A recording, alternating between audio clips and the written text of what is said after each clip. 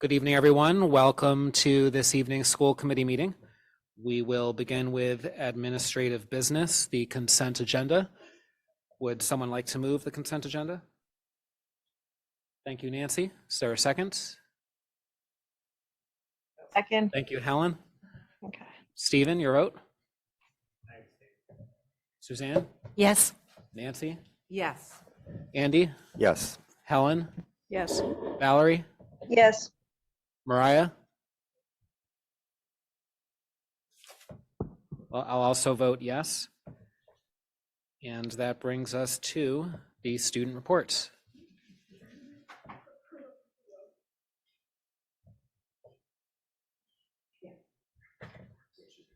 Oh, awesome. Okay. Is this, can you hear me? Okay. Okay. Good evening, everyone. Several things have happened at BHS since my last report. Underclassmen took the MCAS, students begun choosing their courses, the Asian American Pacific Islander Club and the South Asian Student Alliance hosted a Holi celebration. The spring sports season started and Ramadan began. But for my presentation tonight, I want to focus on something I've been seeing impact my classmates more and more since the pandemic. Food insecurity in Brookline is impacting a greater number of families than ever, a reality that's really noticeable at BHS. While Brookline Thrives, which as you know is this program providing weekend meals to food insecure students, while Brookline Thrives serves children facing food insecurity in our K-8 system, there is not an equivalent program for high schoolers. So I have with me, or I was interested to see how like the town and district was addressing this need specifically for high school students. So today I have with me Ariel Chernin, who's the operations manager at the Brookline Food Pantry, and she's going to tell you more about the pantry's effort to provide food like directly to specific student groups at BHS. So yeah, thank you for being here, Ariel. Thank you. Hi, everyone. Thanks for having me. I was just introduced. My name is Ariel. I am the operations manager at the Brookline Food Pantry. We have just launched, it's in a little bit of its infancy, but a program partnering with BHS and specific programs at BHS to provide some food that we have at the pantry to give access to students at the high school. Now, just a little background in case you're not familiar with the pantry, we do have 3 pantry sites throughout Brookline. We're open 5 days a week for families to come. As long as you live in Brookline, you're able to come and get groceries that should last you a few days. Your families are able to come once a week to the pantry to any of our locations, but we understand that students might not feel comfortable coming. We also have we're very lucky to have a lot of students who volunteer at the pantry. So sometimes it might be uncomfortable for another student to come and see some of their peers volunteering while they're collecting food. So we have been working with the school administrators for some time to see what would be the best way for us to be of service to some select groups of students. We went back and forth a number of times trying to find what would be the best solution. What we've come up with and what we're doing right now, which is our first stage, like I said, in its infancy, we are working with 3 specific programs within BHS. They are Steps to Success, ACE, and Excel. Those 3 programs within BHS have their own set of students. They have their own rooms. They have their own little areas where they can store food, and we are providing food directly to each of those programs and trying to curate to their needs. So, and they all have different needs. So for example, Steps to Success has some students who want to be able to take food home to cook at home or share with their family or cook themselves at home, whereas Excel wants food that the students can eat during the school day, whether they come to school hungry as they haven't had breakfast or they need something in between classes. So we're trying to curate to each specific program and those students' needs. The Excel program is actually had this wonderful grant awarded to them this year to give them access or to create pretty much a full kitchen within their classroom space. So we are able to give them rice that they can cook in a rice cooker. They have a crock pot, they have an air fryer, they have a full refrigerator, they have a blender to make smoothies. So we're able to provide them a lot more options because they have more resources at this time. So because it's a small program, right now, we are able to really curate it specific to the specific needs. Should it grow and evolve, we are open to meeting these students and these programs' needs as best as we can. Awesome. Thank you so much, Ariel. Like the work you're doing is so incredible and impacts so much of us at BHS, like so much. And I'm really glad can be like communicated to school committee and the whole district. And I think especially just like thinking about how BHS fits into this and how BHS students fit in. This was something that seemed really relevant. So thank you so much. Yeah, thank you for thinking of us and for inviting me to come speak. And we're always happy to get involved in the community. We're so grateful for the support of everyone in the community. So feel free to reach out if you have any questions or suggestions. We're always here.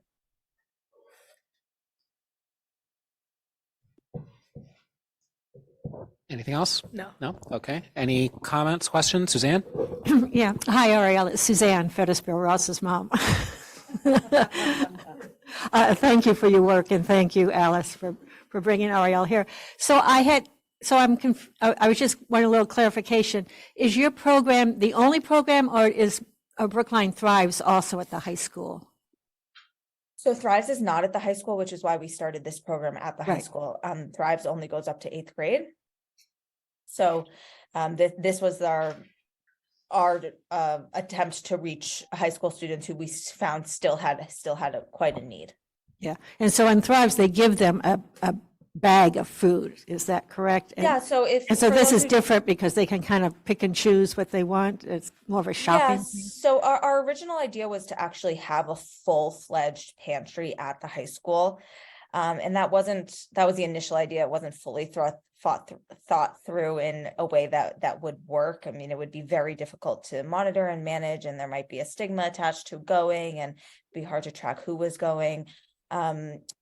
And so this was what we came up with that works now. How it works at Thrives, if you're not familiar, is the Thrives program packs and drops off at each school these pre-made bags that the students take home with them on Fridays to provide food for them over the weekend. Mm-hmm. But what we were hearing from the administrators at the high school was that students were really actually hungry during the day during the school week. So this was a chance to give them snacks and healthy options that they can have during the day, whether it's, as soon as they get there or in between classes, or lunch after school, not necessarily things to take home over the weekend. Yeah, gotcha. And so we have, a universal free breakfast and lunch right now, and is that just K to 8? Is that what that is? K to 12. K to 12? Okay, so, Yeah. okay. Okay, so they do have that. I mean, they've got breakfast and lunch every day. Yeah, okay.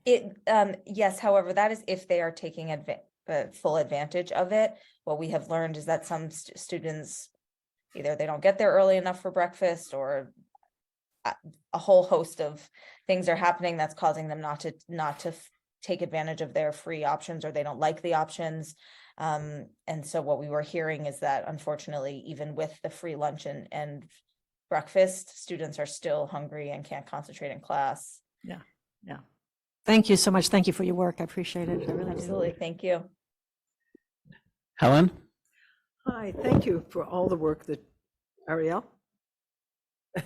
Thank you for all the work that you do. I was just curious, because I was thinking as you were talking about the high school, does BEEP also participate in our early childhood program and participate in this? Yes. So starting last year, we included BEEP as well as all of the elementary schools. Great. And we wait, are, sorry. Along with all the elementary schools, you said, correct? Along with all the elementary schools. So every week I think we're at about 500 right now, bags that are packed and distributed between all the schools, including BEEP. Great, thank you. And I suppose you can always use donations. We can always use donations. Money donations, or we can use money donations. Can use food donations. We can use volunteers, just general support, just things like this, like getting the word out. I think a lot of people don't know the extent of what we do or what we're trying, or who and what we're trying to reach. But yes, of course, we are always grateful for donations of any kind. Great, thank you.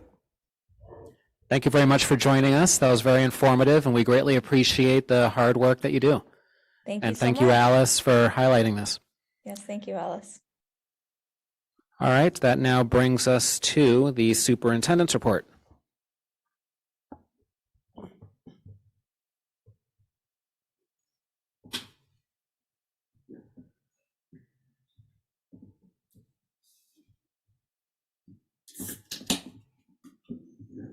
Good evening, everyone. Great to be here with you tonight. We're going to walk you through several items that we've been working on or focused on over the past few weeks.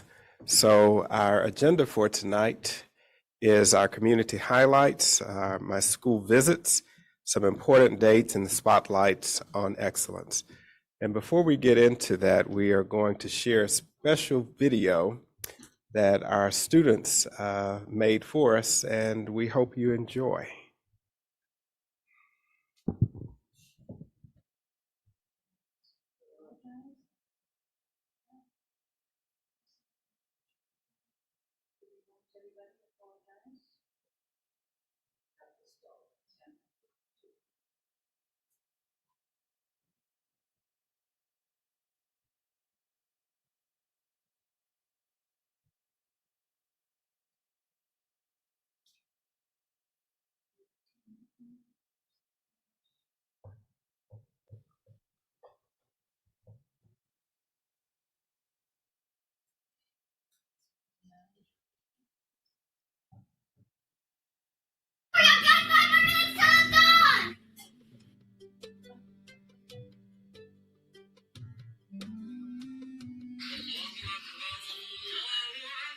Yay, time for iftar! Yay, time for iftar!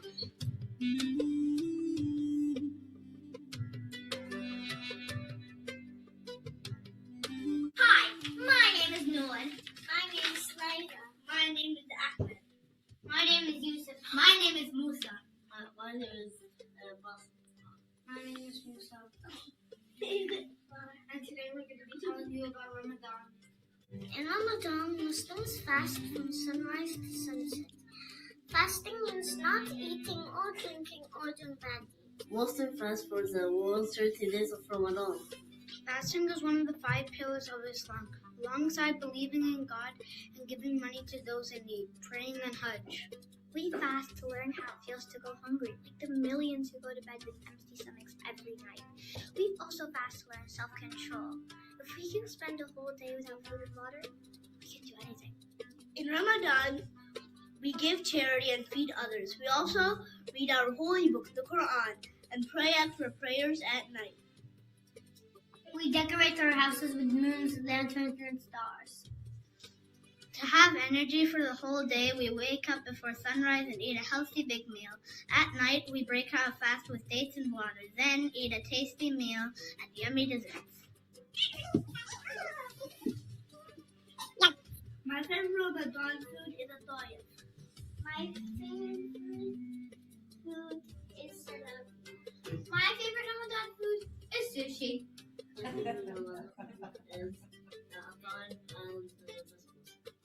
favorite Ramadan food is soup. My favorite Ramadan food is ice cream. My favorite Ramadan food is Egyptian mac and cheese. At the end of Ramadan, we celebrate our hard work with 3 days of celebration. The celebration is called Eid al-Fitr. Us kids get even more treats like toys, money, and candy.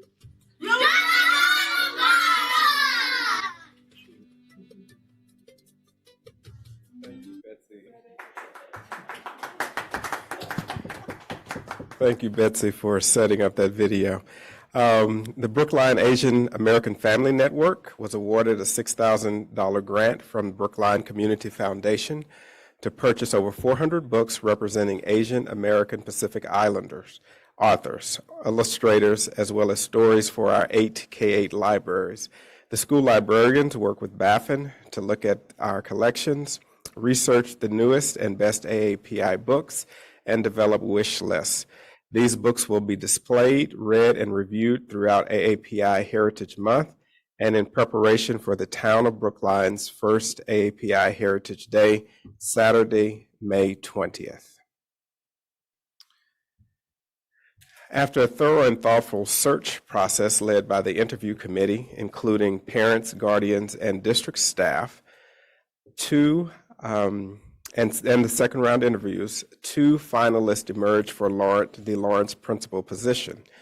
Both candidates, Vanessa Bilalone and Ki Chen, met with Lawrence faculty and Lawrence parents and guardians Tuesday, March 28th, to introduce themselves as well as answer questions. Those who attended the introductory meetings are sharing their feedback through a survey that closes tonight to help guide the final decision. A final announcement will be coming very soon. As far as recently completed visits, I was at BHS Friday the 17th, Pierce the 23rd, Baker yesterday, and then I will be at BHS actually tomorrow for another full day visit, and then I have Lincoln upcoming on Monday. So again, a combination of 2-hour visits where I spend time with the principal, visiting classrooms, checking on instruction, as well as other items that are top of mind for them. And then my all-day visits, which I was at Baker as well as will be at BHS. Those are days where I spend the entire day there talking with students, talking with staff, parents, etc. As the day, typically the parents, of course, are in the mornings or afternoons, but students and staff throughout the day. And I've been getting a lot of feedback, positive feedback from those interactions and engaging with faculty and staff. Wednesday, March 22nd, I visited Beacon Hill with PSB leaders for the Metco Advocacy Day. March 24th, I was honored to be the mystery reader in Mrs. Kiernan's 3rd grade class at Lawrence. Along with BHS Head of School Anthony Meyer and Athletic Director Kyle Williams, I joined the Addressing Hate in School Sports training hosted by DESE, MIAA, MASS, and the Office of the Attorney General. And that happened both Friday, the 24th, as well as Saturday. And then on Saturday evening, March 25th, I joined Brookline Muslim Friends at their 4th annual community iftar held at United Parish. And we just saw an important video about breaking the fast. The public schools of Brookline, our next slide, Betsy. Public Schools of Brookline highlights the importance of World Autism Awareness Day, Sunday, April 2nd. This occasion is dedicated to spreading awareness about autism spectrum disorder and helping people understand what autism is. The day brings organizations and people together to promote the research, diagnosis, treatment, and acceptance of those affected by ASD. It is a celebratory day that commemorates the achievement of autistic people, and that is Sunday, April 2nd. Here are a few calendar events that I think we've shared before. Tomorrow is Transgender Day of Visibility. Passover begins April 5th through the 13th. Hanun Jayanti is Wednesday, April 5th. Good Friday, which is a day of low attendance, so therefore no school, it's Friday, April 7th, and then Easter Sunday is April 9th. And last, before we get into our Spotlight on Excellence, remembering Margaret Stern-Strom, the founder of Facing History, and ourselves, and a former Runkle teacher. And with that, I'm going to pass the mic to Helen to offer some remarks. Thank you, Dr. Guillory. It's actually my honor to speak about Margot Stern-Strom tonight. She died 2 days ago at her home in Brookline, Massachusetts, at the age of 81. She was survived by her son, Adam, and her daughter, Rachel, and has grandchildren in the Brookline public school system.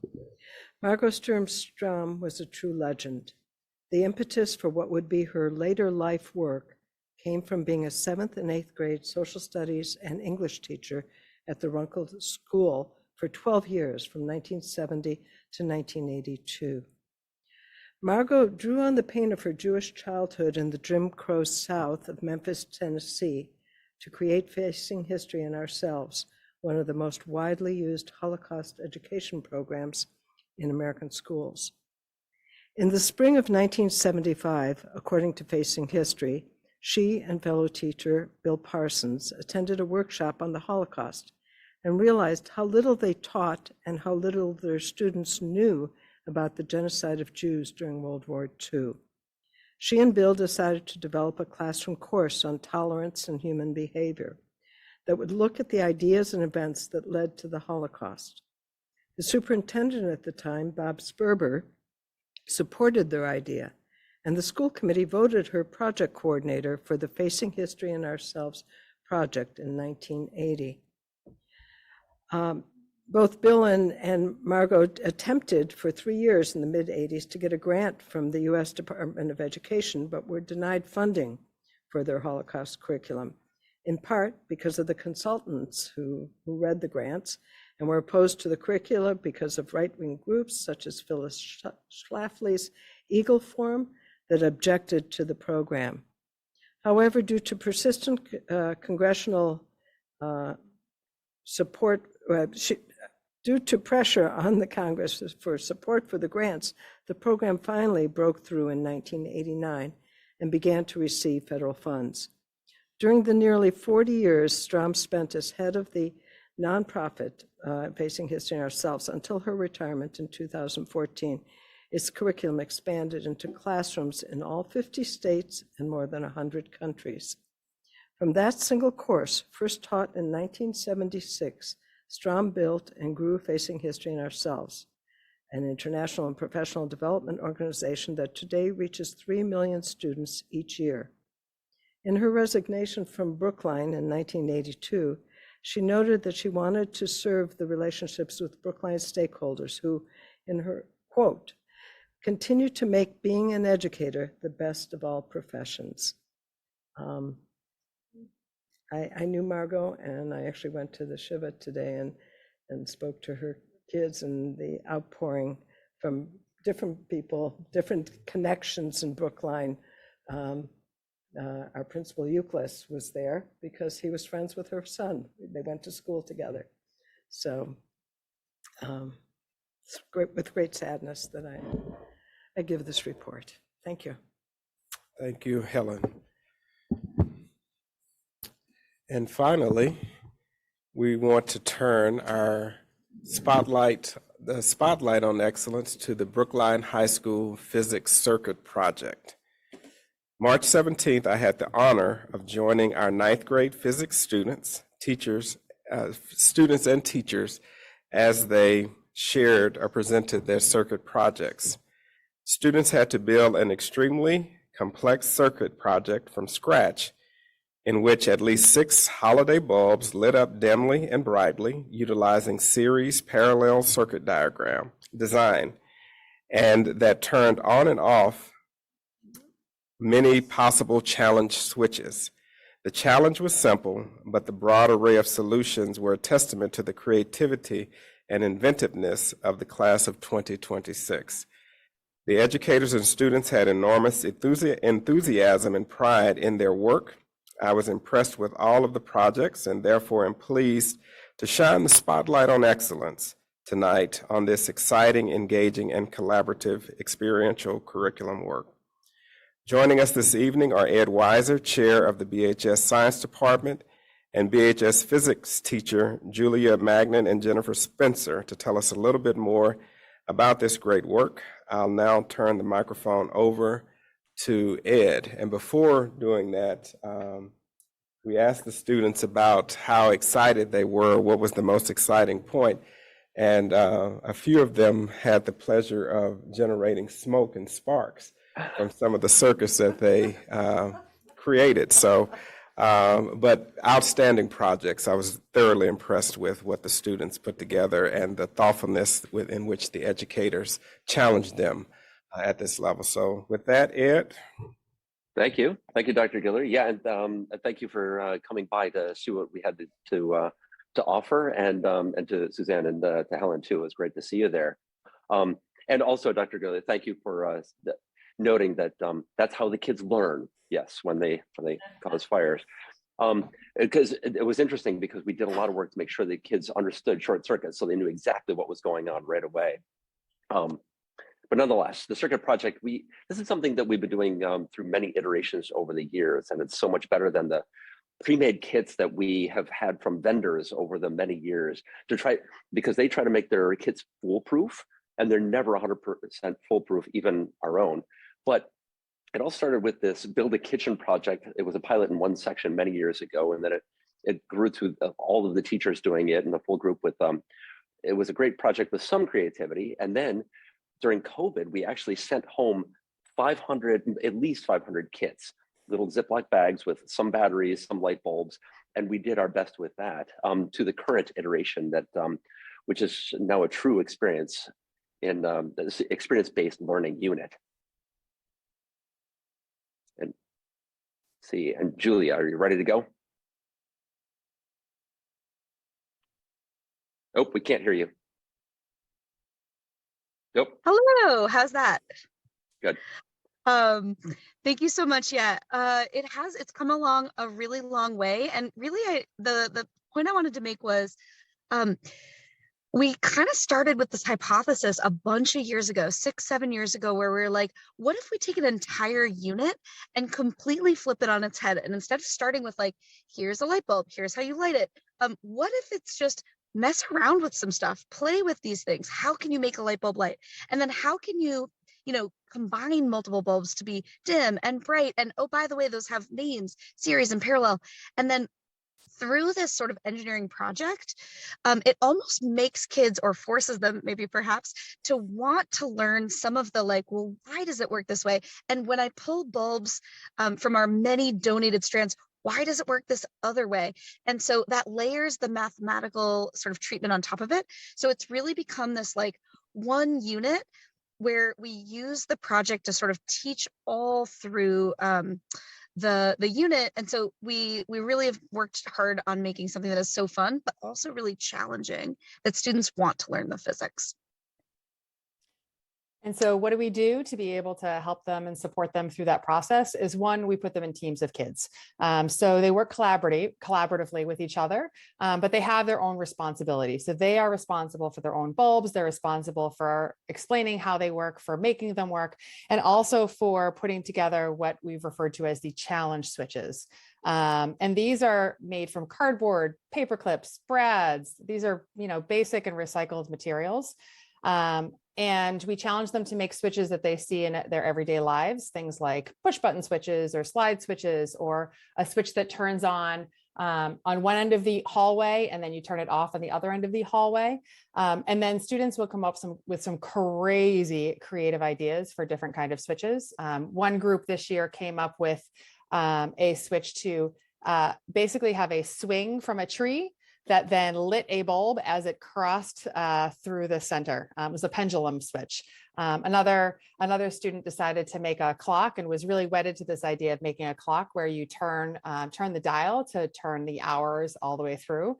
And then we challenged him and said, do you think you can make it with minutes? And we didn't have enough time for that. But that was one of a couple of the really fantastic things.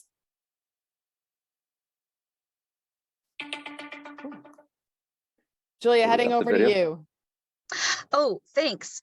One of the key things with this project is one of the things we're really excited to communicate through, hopefully you see a variety of very different sort of themes, is that when kids get into their groups, we're also using this as their really first pretty vulnerable group building experience in 9th grade, where they've known kids in their class now across, from kids from many, many different elementary schools. And so we've built trust over many months, but this is the first time when they really have to rely on each other to get each other's part of the thing done. But we build in these sort of design moments. So for example, you'll see here, one group, we sort of challenged them right at the beginning to choose a theme that actually is something you all care about.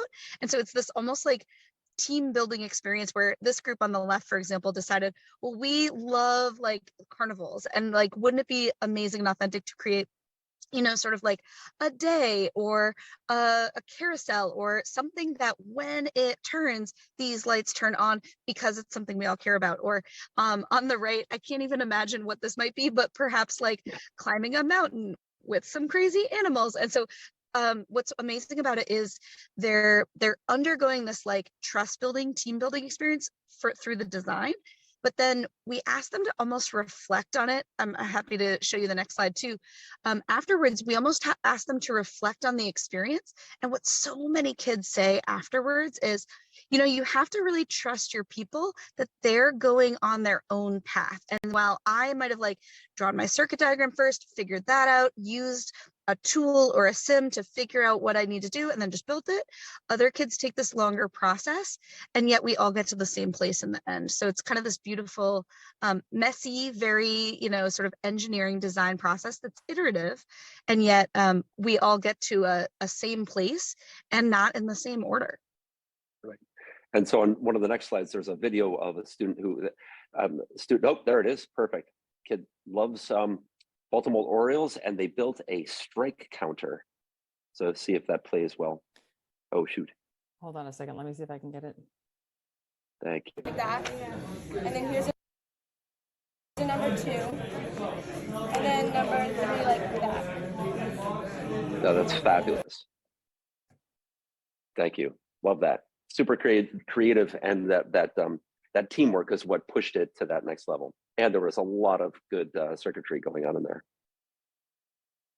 I just want to add one other thing that's amazing is through the share out process, this is one of the first years where we've been able to have all of the presentations across almost every single physics class on the same day.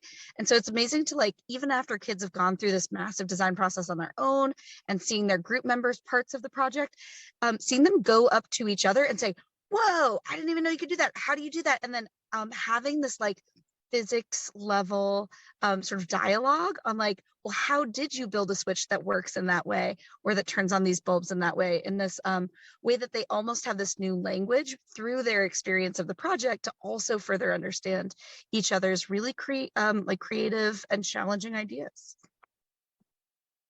Back to you, Jen. Yeah, so then this is actually part of the state standards. It's only a few questions that are there, but it's part of the state standards. And so, physics is one of the curricula that have pretty much everything in it. And so we really try to put in a lot of different projects and engineering and expose them to a lot of different kinds of science. And I think I just talked about your section right there. Oh, that's fine. And the state standards also have the engineering process involved in that, but they obviously don't test it on the exam. But nonetheless, we have found that over the years that our students always outperform the state average. But on this particular standard with electricity and series and parallel circuits, they're obviously really good through their math skills of algebra and working with those numbers, but they do a much better job of understanding series and parallel circuits and the logic behind that throughout all of the demographic subgroups as well. We outperform the state, and our high need students actually outperform the highest need students in the state by the widest margin you could imagine. So I think the last slide is all about the fact that without the community, we actually wouldn't do this as well. The Innovation Fund has been a big part of this journey, and people keep donating their holiday bulbs to us so that we can keep it going, even though we do recycle as many of these bulbs as possible. And I think that's pretty much the presentation in a nutshell. So I'm anyway, happy to add it a little bit more if we want to talk more too. So the students, just to wrap us up, the students also reflect on their process at the very end of the project. And so we ask students to share advice to ninth graders. So I have a couple of samples of students writing about what they loved about the process and also would give advice to ninth graders. Alana Braun-Jones says, help your group mates understand how your own part of the circuit works and watch how everyone else's sections connects to the battery so as to better understand how the project will work as a whole. We ask the students to bring them all together at the end, and they have one battery that they have to share. Annabelle Schneider says, the biggest thing that helped us definitely was communication before each build. We would plan out what we were going to accomplish that day and what part of each of us would play in it. And so with that, we thank you for all of your time, the Innovation Fund support, Dr. Guillory and school committee members for coming through on that day. The kids were so excited to be able to share their fabulous work. Thank you very much. Any questions, comments from school committee members? Nancy? That's okay. How many bulbs, how many lights do you need? I have a lot of lights for you. I mean, frankly, we need a lot because, we cannot use LED bulbs. It has to be the regular old incandescent bulbs. I might have a lot more bulbs for you now then. And we honestly will take broken strands. That is actually what we do, is take broken strands, because there's bulbs in there that work. The kids will find them. Do you care what size they are? Nope. There's No, we figured out. Okay. That's question one. Yeah. Question two, how can we help you? How can we support you? How can we help you? This is terrific, by the way. This is amazing. I love that this is collaborative. I love that the kids are learning. This is project-based learning, at its finest. I love that the kids are collaborating with each other in electronic speak. I'm sorry, I love that they're talking to each other in the lingo. This is amazing. This is terrific stuff. Great, thank you. I don't know, maybe Jen and Julie can speak to this more, but I mean, we do feel like we've been supported greatly from the Innovation Fund, from the community. And I always appreciate that question about how you can help us. I think that moving forward, there are many things that we're still, that are gnawing at us in terms of greater opportunities and accessibility for kids. But this project, I don't even know how we would improve next time. But Jen Spencer and her husband actually designed these 3D printed gizmos so that we could put caps on rechargeable batteries so that they wouldn't short circuit, but some kids didn't use those. And it was an enormous project. So I think it's always this balance between, I think we just need time to be able to do this. So I appreciate the fact that, we've been working on this project for many, many years. So there you go. Let me know where to drop off the bulbs. Let me know how I get the bulbs to you. I'll back up my SUV to wherever it needs to go. Everybody knows that if those lights show up at the high school, it comes to us. Okay, got it. Okay. The short answer is drop it anywhere and they know where to send it. The long answer is, if anyone's watching at home, I send out a very annoying email that I think some people are used to getting around the holiday season. Hey, did you take out your bulbs from your basement and they don't work? We'd love them. So keep an eye out for my future badgering. And this is one of the many projects and things that we do throughout the year. This is the first time we've invited any of the community to come in. So we hope that we'll be able to offer that again with some of the other projects that we do throughout the year. So I think your support in person is also really helpful to the kids. It's nice for them to be able to show off their skills. Definitely, absolutely. Please invite the community, and we will all come. Stephen, thank you so much. Yeah, thanks so much for this presentation. I think it was also the second presentation in as many school committees that featured a hands-on pedagogy. So it's really interesting to see all the innovation coming out of PSB around hands-on pedagogies. The thing that really was interesting to me about your presentation in particular is that with hands-on pedagogy at the secondary level, it's not just about standards-based competencies, but I think also around giving kids a leg up on exploring identity formation, where so they could start to think about themselves as an engineer or as a STEM professionals. So what I'm always curious about with hands-on pedagogy at the secondary level is leave-behinds for these kinds of activities, because I feel like you're exposing them to professional pathways by kind of triggering some of the thoughts around identity formation. So for those, I'm assuming some kids probably verbalized their thoughts around, I could see myself as an engineer, or I'm someone who likes to do this sort of thing, or I want to explore more of this. What kind of resources do you give to students who want to continue to explore opportunities relating to design thinking to engineering, programming, etc.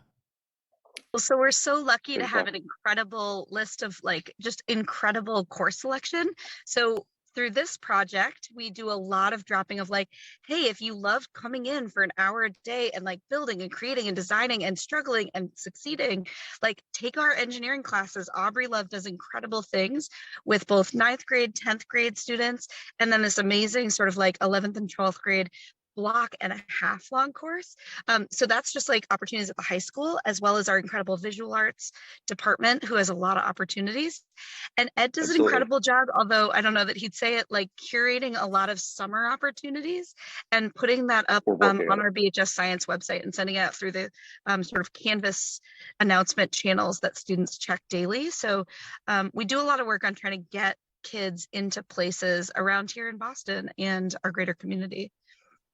And so I'm actually sitting in room 105 at the STEM wing with some 3D printed leftovers.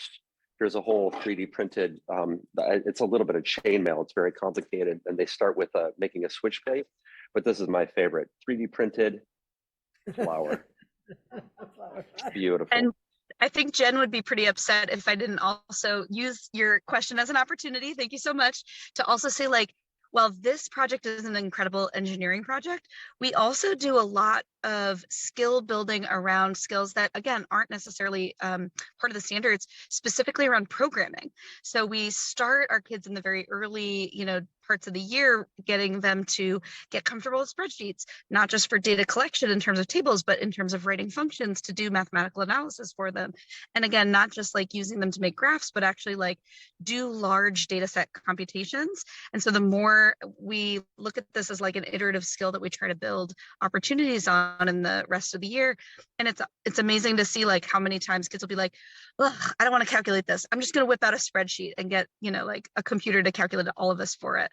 All of it for us. And then our good colleague Tyler Brown is really starting to think about like, how can we, and again, just sort of like at the experimental phase, like how can we incorporate actual programming, so more like Python type coding languages into the physics curriculum. And we're at the beginning stages of it, but like to do a purpose, because actual scientists and engineers use code and use software to solve problems, to model the real world, to like be able to see something computationally that we can't see, in physical life. And so we're still, I think, working a lot and hoping to get more time to really build those skills too throughout other projects or other units through the year. Thanks a lot. We are just 3 representatives of the entire physics department. The varied skills that we have and the varied connections that folks have throughout the physics department and the larger science department is pretty large. So in terms of connecting kids to different things, we try to think of all of the things, but if folks have different ideas of opportunities, please, definitely let us know. And we'd be happy to pass them along to kids. But I think for me, the really exciting takeaway from those responses is that there's actually a specific hands-on learning pathway that BHS offers for kids who get really excited about that course. Like they can graduate, say, Absolutely. to 3D printing. There are other specific things they could do next after this course. So they can, that if something gets sparked in them, they can tend to that flame over further opportunities at BHS. And this circuit Absolutely. project is actually, it's very much aligned with our course selection process. So But- just as they or finish is the it circuit. is it funding dependent, that pathway, or are there just, Alan's shaking her head no, so that's just available? That's exciting to me. Thanks. Great, thank you. Ellen? So just to answer your question first, the Innovation Fund funded the first Engineering by Design course, so sort of, designing it, figuring the curriculum and all that. And then it just took off, so that became 2 courses, and now I understand there are 3, correct? Engineering by Design courses. So Yes, and, the introductory one is a semester, available to all grades, yeah. But I just, first of all, I wanted to thank you. I know Suzanne was there with me too. This was the most exciting, it just made my day coming in and seeing all these projects. It really did. You talk to the children, you see what they're able to put together, the creativity. This, I think, was certainly a physics project, but to me it was a STEAM project because it Absolutely. included the arts. You know, some of them were incredibly creative with ski slopes and Ferris wheels, et cetera. And the way they put them together was really pretty impressive. The one other thing that I could say is that, so I asked one of the kids, you know, what did you learn from this project? And he said, persistence. You know, and I thought, gee, that's really, if we can teach that to children, that you just keep on trying and trying till you get it, we've made it. So. Great. Thanks, Thank you. Helen. I Thank you appreciate to that. the teachers That's really nice. who all allowed us into your classrooms, and thank you to you, Ed, for doing this. You're very welcome. Yeah, they did an amazing job, and it was great to see you. Great. Anyone else? All right, back to you, Dr. Guillory. Thank you. And with that, the Public Schools of Brookline Spotlight on Excellence is awarded to the Brookline High School physics team with sincere appreciation for your dedication to designing and teaching the physics circuit project that provides a challenging, engaging, and collaborative learning opportunity for our 9th grade students. Congratulations to you all. Thank you.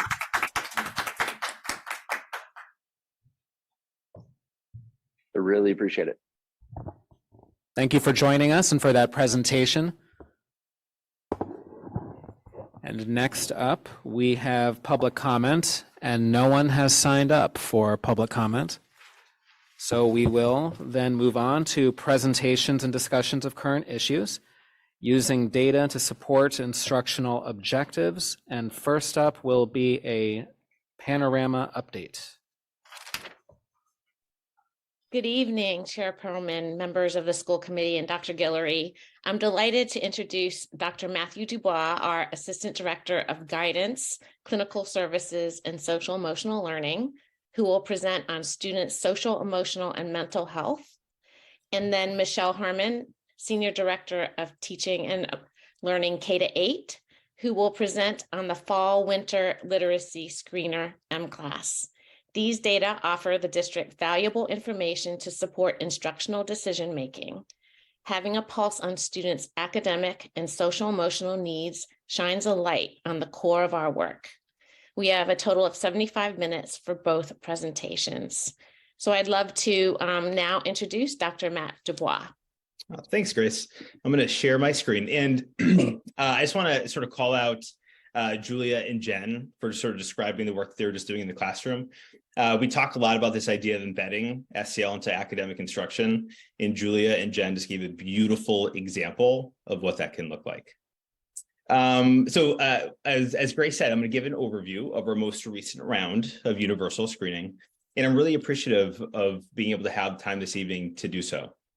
As folks might appreciate from previous presentations, I'm going to give out quite a bit of information over the next 20 or so minutes, but I want to make sure that we have time at the end for folks to ask any questions or offer any comments or thoughts that they have about any part of this work.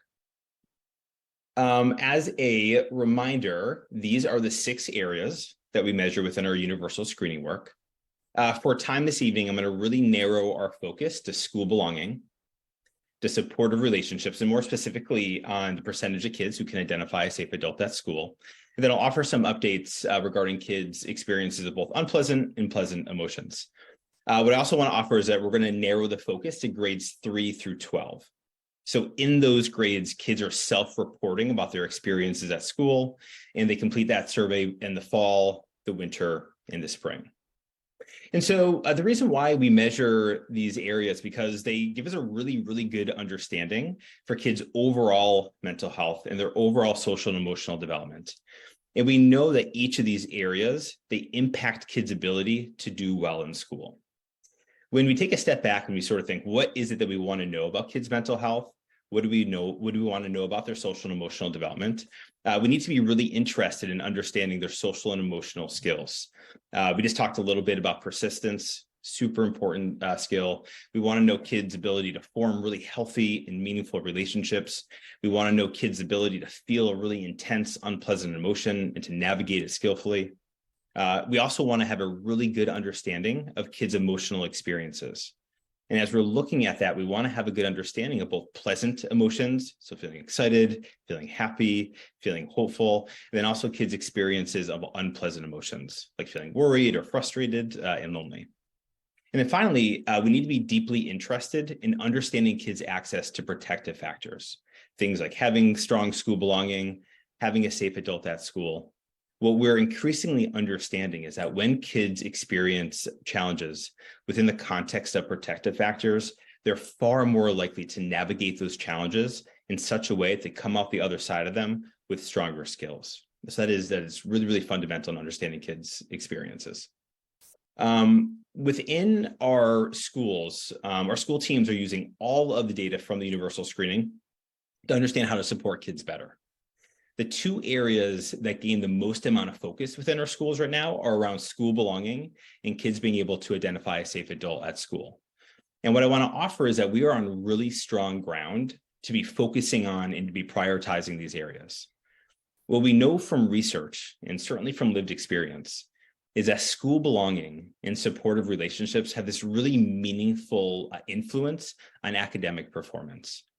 And when I say the statement that school belonging that school belonging is a meaningful predictor of academic performance, it's not uncommon for me to then be asked, so why does that relationship exist? And what I want to offer at a high level is that school belonging influences the cognitive processes that are involved in learning. Down below here, you see an image of the Yerkes-Dodson law. And this is something that we've understood for a very long time in kids as well as in adults, is that our level of stress has this really meaningful influence on our capacity to perform.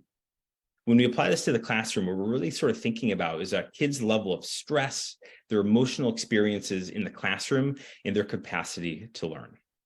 And what we know is that the complete absence of stress isn't particularly effective for helping support learning. There's actually this sweet spot of stress that's sort of depicted here in this green zone. And when you ask kids to describe, what does it feel like when you're in that space? I bet a lot of kids are going to describe what they felt like during that circuit project we just saw. There's sort of this idea that kids are feeling safe, they're feeling supported and challenged, maybe a little bit worried, maybe a little bit stressed, right? But they're sort of conceptualizing that challenge as something that they can navigate. When kids are hanging out in those tails, particularly in the right side of that tail there where they're feeling overly stressed, it's really important to know that a part of our brain called the limbic system is activated. And the limbic system does not do a particularly good job at helping support academic learning. Actually, in many ways, it's sort of incompatible. When kids are in that green zone, we actually get a flood of dopamine to the prefrontal cortex, and that's where kids do their best learning, right? That's where kids are able to concentrate and focus and be flexible and persist, right? A couple of weeks ago in the middle school review, we talked about this idea of instructional minutes and how important they are for supporting academic learning. And that's absolutely true. An additional layer I want to put on top of this is this idea that we also need to be interested in the number of minutes in which kids are able to actively and meaningfully engage in high quality evidence-based instruction. And so we really need to be interested in the number of minutes each day in each class period that kids are hanging out in that green zone. And so in layering school belonging onto this idea, we know that school belonging has this really meaningful impact on what kids' experiences are within the classroom, where they're going to hang out on this curve. You can sort of play this out in your own lives. When you enter a space where you believe deeply that you belong, it has this really meaningful emotional regulation property to it. And we know that students with really strong school belonging are likely to spend most class periods, most school days hanging out in that zone.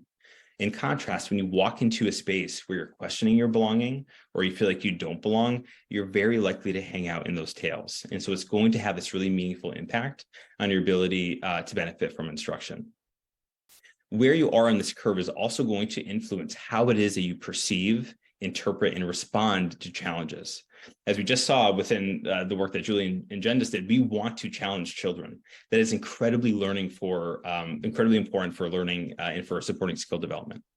When I present to you a challenge when you're in this green zone, you're very likely to interpret it as something that you can work through, something that you can navigate. When you are presented with a challenge when you're hanging out in those tails, you're far more likely to interpret it as a threat, and it's not going to help support learning in the ways that we want it to. And so for us, given this really meaningful impact that school belonging has on our brains and our ability to learn, it's really important that we're thinking about school belonging not as a luxury item, As we talk about school belonging, we don't think, oh, well, wouldn't that be nice if we were to achieve equity in our school belonging data? We're sort of conceptualizing this as a necessary precursor in creating the foundational experiences that help support learning, right? School belonging creates the conditions to allow kids to do their very best learning. In a moment, I'm going to present some school belonging data. And with that, some of the discrepancies that we've observed across time in those data. And you're going to see that they're going to mirror very closely some of the discrepancies we've seen in our academic outcome data. And that isn't a coincidence. That's additional evidence for how school belonging influences kids' academic development and how it influences their academic performance. As I go through our updates from the winter, I think a lot of this is going to feel pretty familiar to the update that I provided in December. And at a high level, what I really want people to take away from this is that we're increasingly seeing more kids being able to identify a safe adult at school. We're seeing increasingly more students being able to endorse strong school belonging. And although we're seeing those increases across all student groups, we are continuing to see significant disparities in that outcome. We're seeing fewer students reporting to almost always or frequently feeling worried. And then we're seeing similar levels of pleasant feelings, things like hope and happiness. And so again, I'm gonna dig into each of these a little bit more, but if you have any questions at the end, feel free to ask me. And so starting with our school belonging data, this slide has quite a bit of data on it. But what you're observing is mean school belonging across grade level across time. So we're seeing 2.5 years of data here. And to remind folks, we measure school belonging across a 1 to 5 scale. There are multiple items that go into this composite. A mean score of 3.5 or higher indicates strong school belonging. So that's where that dotted line is set. And so, as you can see across time, we've seen these really important increases in school belonging across all grades. And so that's a really, really important thing for us to name, and we should absolutely celebrate that. Another way that we look at these data or looking at what is the percentage of kids who are endorsing strong school belonging. And it was important for us to understand here, there's a continuum, right? And we can sort of categorize this as high school belonging, medium school belonging, and low school belonging. And for us, it's never enough to just, I think we have about 3% of kids with that low school belonging area. We need to be deeply interested in the percentage of kids who are sitting in that green space on this chart, right? That's where school belonging becomes this asset, becomes a protective factor for helping supporting kids' engagement in school. To give an example, if you are strong in your school belonging and you're experiencing challenges, you're far more likely to attend school and to access those supports to then help you navigate those challenges. And so you see across time, we've seen these nice increases, pretty stable from the fall and the winter. That's not super surprising to me that we've seen these pretty rapid increases over time. So as we're getting closer to 100%, we're not there, but as we get closer to 100%, we would anticipate a little bit of flattening in terms of these data.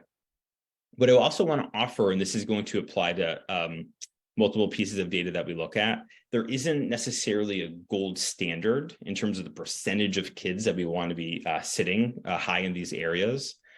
Conceptually, when we think about multi-tiered systems of supports, we're always shooting for at least 80% of kids achieving our benchmark. So in this case, it would be 80% of kids reporting strong school belonging. For that gives us really good evidence that our tier 1 programming is working for kids. And then it also allows us to use our resources really efficiently for helping kids who are not quite there yet. We do observe differences in school belonging across grade levels. And so in grades 3 through 5, we're seeing a 75% of kids being able to endorse strong school belonging. That's pretty similar from what we saw in the fall, but that was a pretty significant increase from what we observed last year. In the middle school, that number is lower, it's sitting at 65%. And that number was pretty similar to what we saw in the fall, but that was an increase from what we saw last year. You'll notice, obviously, that there's a decrease here, right? We're going from 75 to 65%. And then again, in the high school, the number is 56%. And what I want to offer is that plays out a lot in the research, where we see school belonging typically peak in elementary school and then decline as kids get into middle school and high school. And there's likely some structural reasons for that, for how school is experienced by kids, right? You're moving from class to class, and you're not spending as much time with the same group of people. And so that has an impact on school belonging. And there's also some developmental things that are going on for kids. But across these 3 areas, we're seeing pretty similar increases, pretty similar levels from the fall.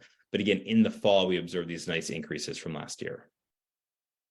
As I introduced in December, and it just sort of noted before, we should celebrate the fact that we're seeing these increases across time, but it's really important to pay attention to that once kids hit middle school, we're seeing these really meaningful discrepancies in school belonging.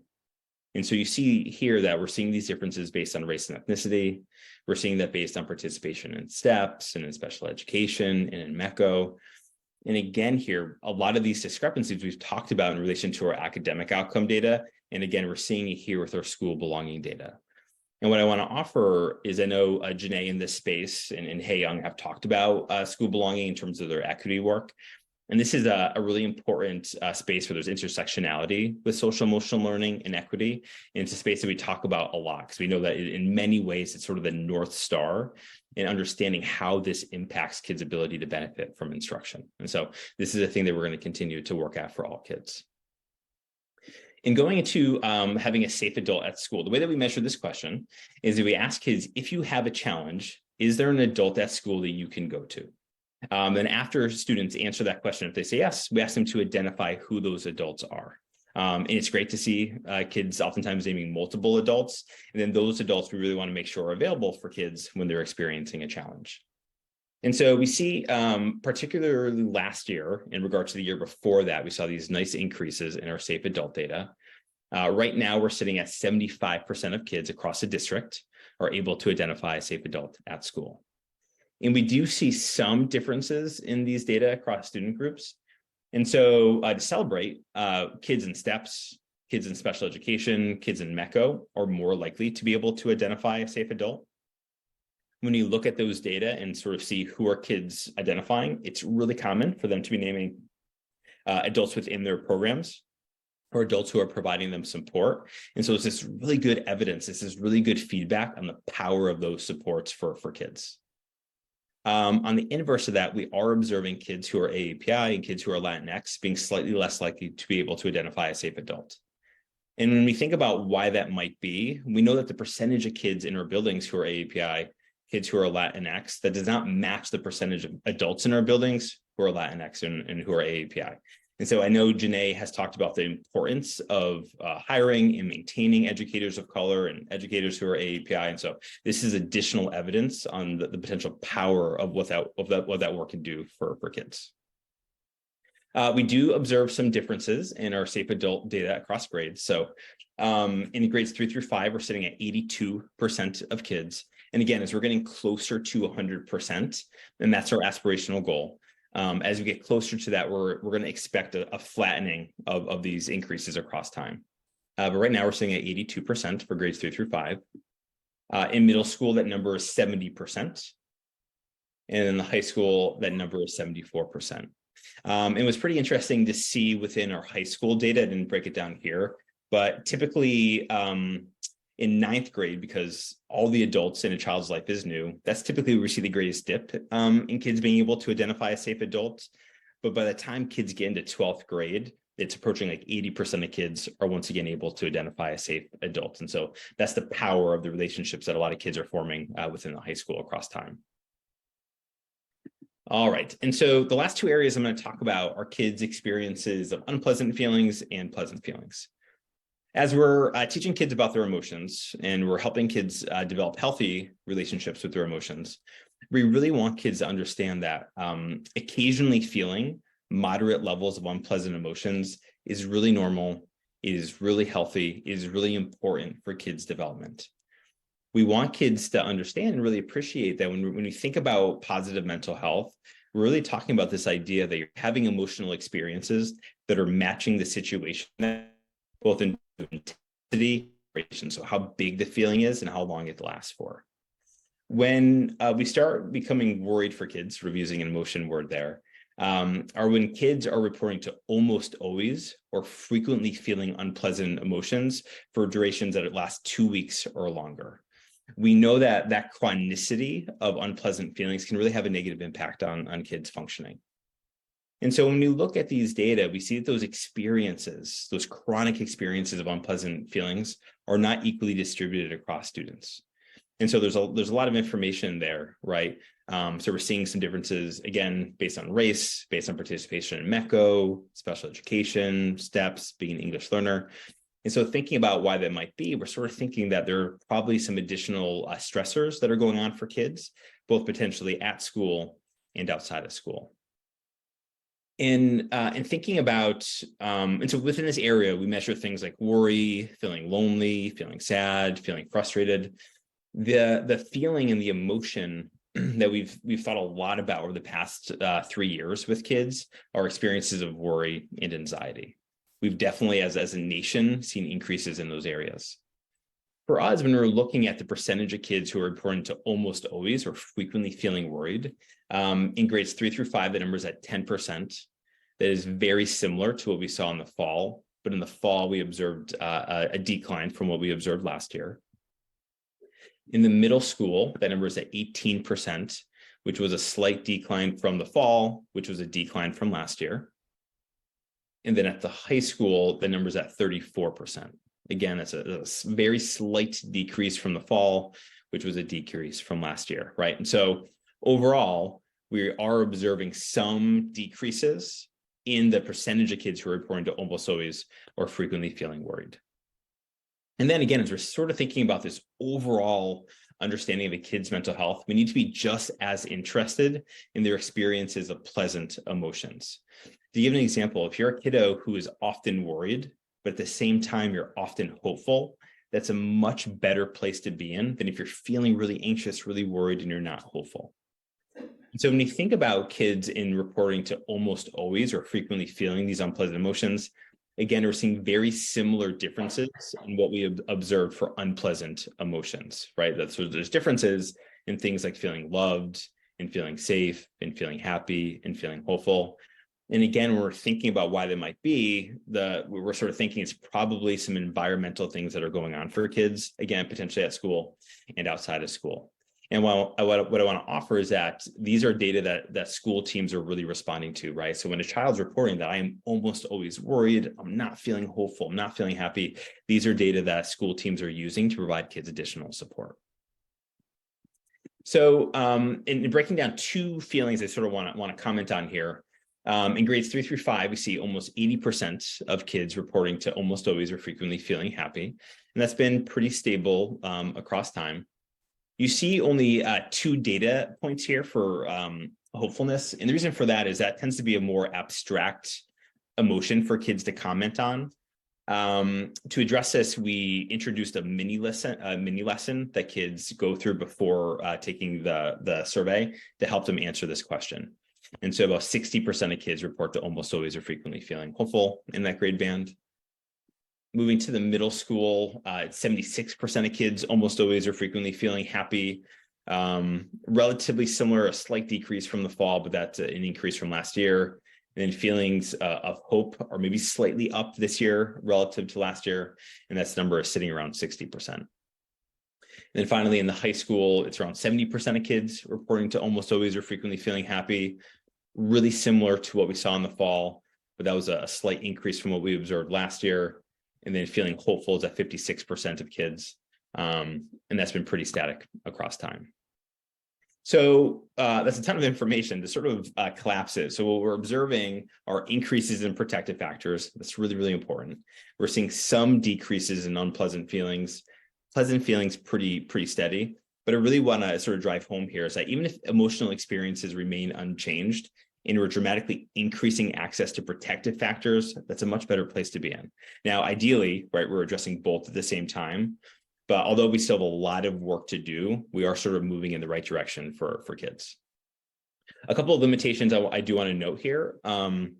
Our response rate for the survey in our elementary schools is really strong.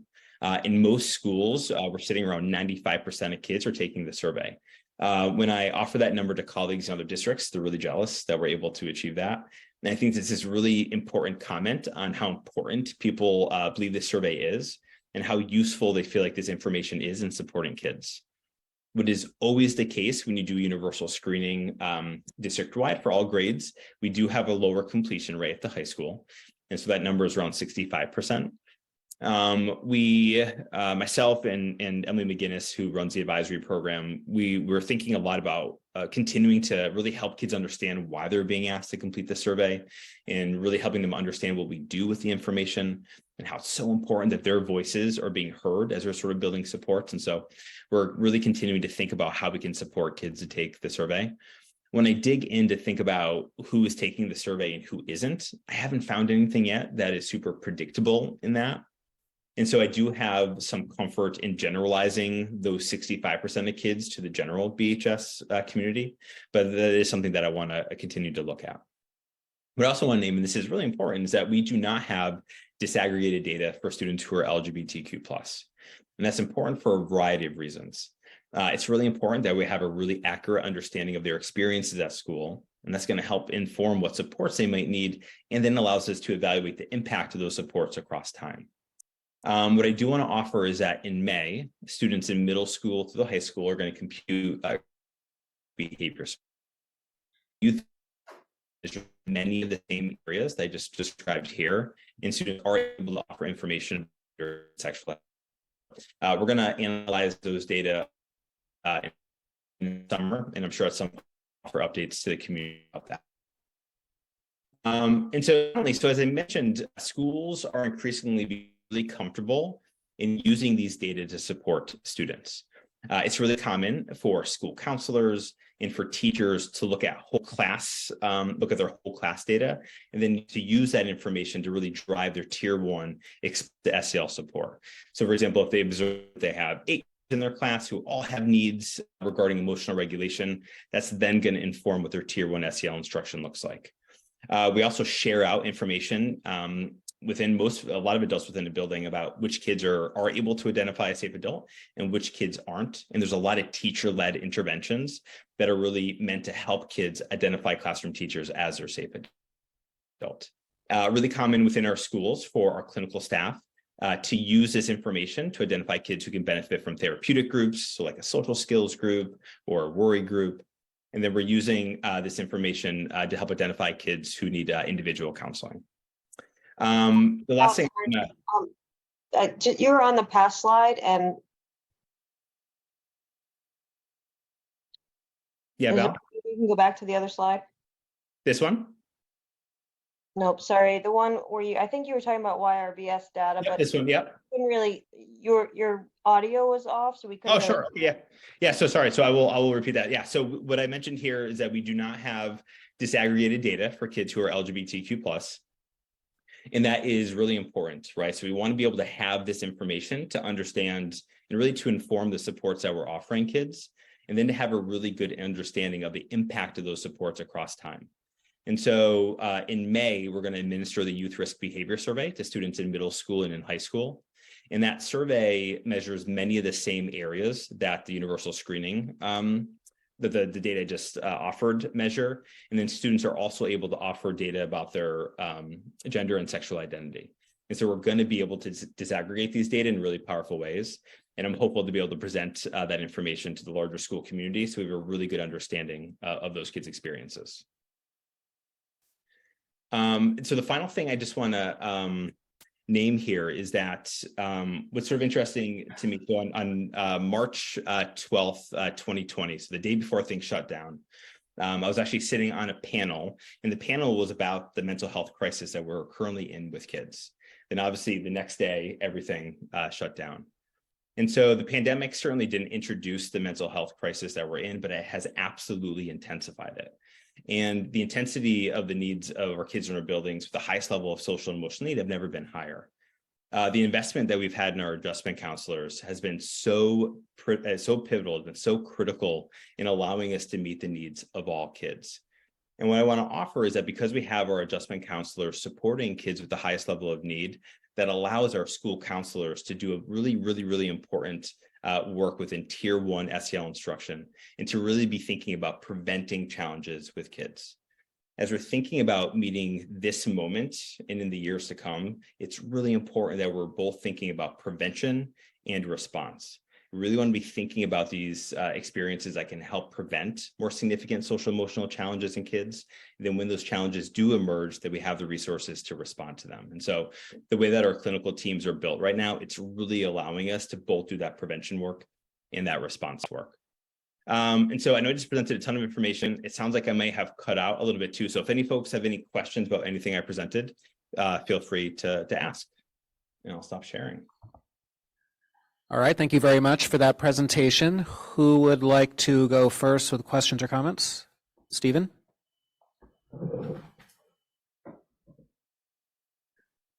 Thanks for that presentation, Matt. You mentioned that we're still in a mental health crisis. Is there a definition of that mental health crisis? And is there a way that the data you presented can show us that mental health crisis, and what would it look like to exit that mental health crisis? Yeah, it's a beautiful question, Stephen. So typically we're thinking about that on the sheer number or percentage of kids who meet criteria for a mental health diagnosis. And so we think about the last decade, so the percentage of kids, for example, who are meeting criteria for an anxiety diagnosis or a major depressive diagnosis, that has increased significantly. Right? So then maybe I should rephrase that question to ask you, how does SEL surveying interface with mental health crisis? Is there a way that it shows up in the SEL data? Yeah, so we're not surveying on any symptoms that are directly correlated with a mental health diagnosis. The closest version of that is looking at kids' emotional experiences. So for example, when we think about something like an anxiety disorder diagnosis, we would be thinking about how often are you feeling worried? When we think about something like a depression diagnosis, we would be thinking about feeling hopeful or feeling sad. So those are the closest versions to that. What we're really trying to be thinking about within this survey is not just those emotional experiences, but thinking about the skills and the environmental protectors that will allow all kids, including kids with mental health diagnoses, navigate their emotional experiences more successfully. Because we think about when kids do have a mental health diagnoses, when we think about what we want kids to come away with from therapy, it's those really strong social emotional skills in lifting up and increasing access to protective factors. And so for us, when I talk about that idea of that prevention-based space, so explicitly teaching kids how to identify their feelings, teaching kids how to regulate strong feelings, that's meant for all kids. And it's particularly helpful for kids who will eventually come to present with a mental health diagnosis. Suzanne? Thank you, David. Thank you, Matt, for this. I have a lot of questions, but I'll just start with one or two. So I think I heard you say that you take a look at the whole class data and then think about your tier one practices, best practices at tier one. Is that right? Is that what you do? Yep. And so my question is, what happens, how do you get to tier two or tier three? And how do we share that with families? If families were concerned, would they contact you, contact the school? Just kind of walk me beyond tier one, if you would. That's great. Yeah. So, and just to be really specific for the community. So we're talking about tier two, tier three. So in general, within the mental health space, we're thinking about small group therapeutic interventions for kids, right? So that might be 5 kids who are coming together to work on social skills or to focus on skills that are going to help them manage worry. And we're thinking about tier 3, typically we're thinking about individual counseling for kids. And so school teams are absolutely able to use the data that I just described here, right? So kids are commenting on their emotional regulation skills. Kids are, again, they're talking about their emotional experiences. And so this is a really good way to identify kids who could benefit from that additional support. Every building has a clinical team. On that clinical team sits our school counselors or adjustment counselors and our school psychologists. And so it's really common for either a classroom teacher or for a parent to reach out to one of those people and describe a concern. And usually there's some collaboration that goes back and forth and sort of thinking about, based on the student's needs, what's going to be the best match for a kiddo. And I would say a lot of times based on the needs of kids, that tier 2 intervention where kids are coming together to work on a skill is oftentimes a best match for kids. And do we use child study teams to take a look at some of this? I mean, is that would be an appropriate place for? a teacher to Yeah. bring someone of concern or? Absolutely, yeah. And I would say what's powerful about that process as well is that it's not uncommon for kids to have received one type of mental health intervention, and maybe they didn't respond to it in the ways that we want to, and then being presented to child study team to be thinking about, are there additional strategies that we can be thinking about? Again, when we're thinking about mental health interventions, there's certainly the supports that are happening within a clinician's office. When we think about mental health interventions, we also need to be thinking about the generalization piece, right? So kids are learning a set of skills with the clinician, and they then need to generalize those skills out into the classroom, right? Those skills are meant to help kids function, to help support their learning, right? And so that child study team is actually a really important, helpful process to be getting every adult on a child's team on the same page for thinking about how they can support the child day in and day out. Yeah. Thank you very much. Thank you for your work. It's so important. Andy? Yeah, so Matt, could I ask you to go even a bit further into these clinical teams that you've been describing? So you said toward the end of your presentation that they've been designed so that they can engage both in prevention and in response. Do you mind just elaborating more on just the thinking behind that, and in particular, the precise role of the school adjustment counselors in that group? Awesome. Well, thank you, Andy, for that. So that's really, really important. So in general, so in our clinical teams, we have school psychologists, we have adjustment counselors, and we have school counselors. Some people might have used the word guidance counselor to describe them, but we use the term school counselor. And so what we're really thinking about is that we want kids to actively learn before challenges emerge, right? We want kids to have a really, really strong set of social and emotional skills that they can apply to any situation that they might find themselves in. And so what our school counselors do, and most schools have 3 of them that are based on grade band, so a K-2, a 3 through 5, and a 6 through 8 counselor. And so they're doing a lot of tier 1 work where they're pushing into classrooms and they're consulting with teachers, they're leading whole class SEL lessons. Sometimes they'll do rotating groups for all kids to focus on belonging or some additional skills, but their goal is to provide support to all kids. Then of course, we're going to know, just like the academic space, that there are going to be some kids that are going to need additional support. And so what our adjustment counselors do is they're typically working with kids individually in individual counseling, or small groups of kids in that tier 2 space, right? And so that division of labor, right, allows kids, when they're presenting with higher levels of need, to get exactly what they need. And at the same time, we're making sure that all kids are having access to experiences that are going to lower the likelihood of them needing those more intensive services. What we know is that when that prevention lags, over time, more and more children are going to come to need more intense services, right? And anytime we can prevent challenges, that's way better for child development, right? And so being able to have really robust supports in both of those spaces has been really, really important. Andy, was that an okay amount of granularity in that? Yeah, that was really helpful. The third group you mentioned were the psychologists. So how did they fit in? I am a school psychologist by training, so it's bad on me for forgetting that group. So as people appreciate, our school psychologists do a lot of assessment of children. Every single one of our psychologists also has a counseling caseload. And so they're typically working with kids who have counseling services on their IEPs. And so really, again, so all 3 of those folks working together is really helping us support all kids. Nancy? I have so many questions. I'll try to hit the best one. So because I have to admit, I'm a little uncomfortable by what was presented here. How do we stack up? Maybe this will help. Against, like, across Massachusetts, how are the kids doing? How are I feels like the kids are not okay, Matt. Sure. I mean, yeah. A very alarming statistics: 74% of the 9 to 12th graders can't even identify a safe adult. So that's 74% can. Sorry, so 74% of kids can identify. Oh, I'm sorry. Yes, can. I'm sorry. That still leaves 26% of our high school that cannot identify a safe adult, which I think should be a very basic trust, element of trust. Just one safe adult in the entire school. That bothers me a lot. I think it was a little bit better from the winter. It bothered me in the winter, and it bothers me now. Yeah.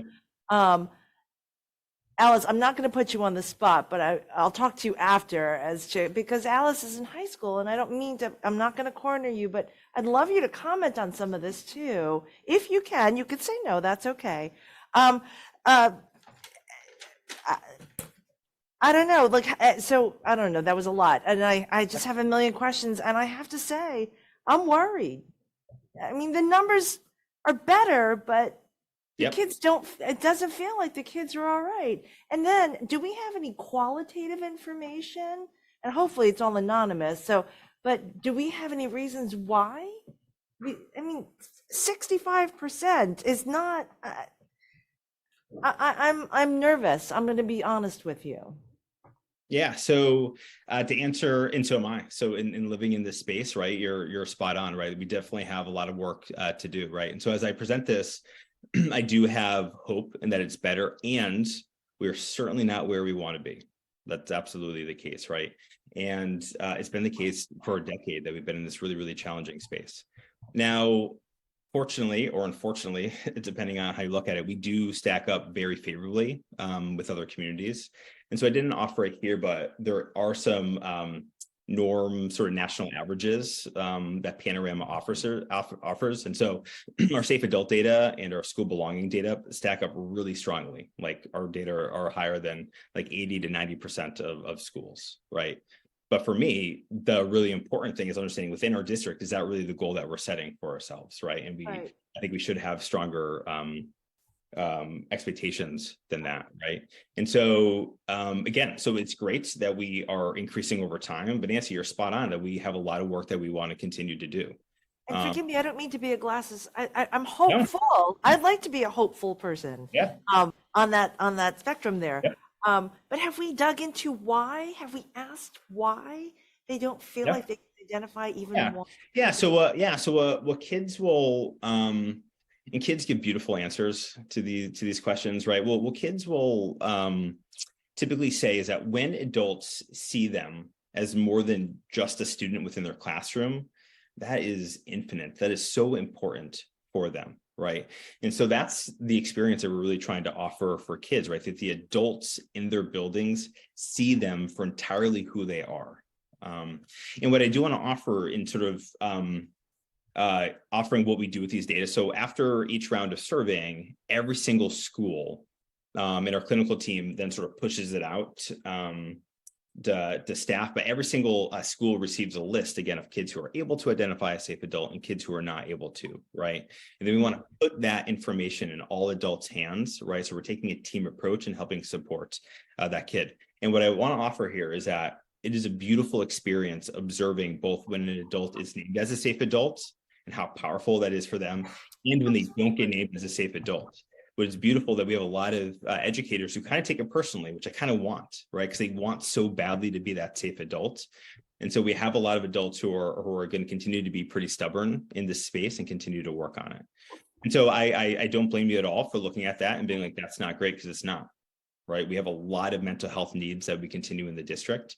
I do feel pretty confident that we are positioning ourselves to meet this across time. The last 3 years have been incredibly challenging. Yeah, I know. I know. But I do feel like we do have a lot of structures in place that are going to continue to impact this positively across time. And can you report on any of the quality? So I'm sorry if you answered this.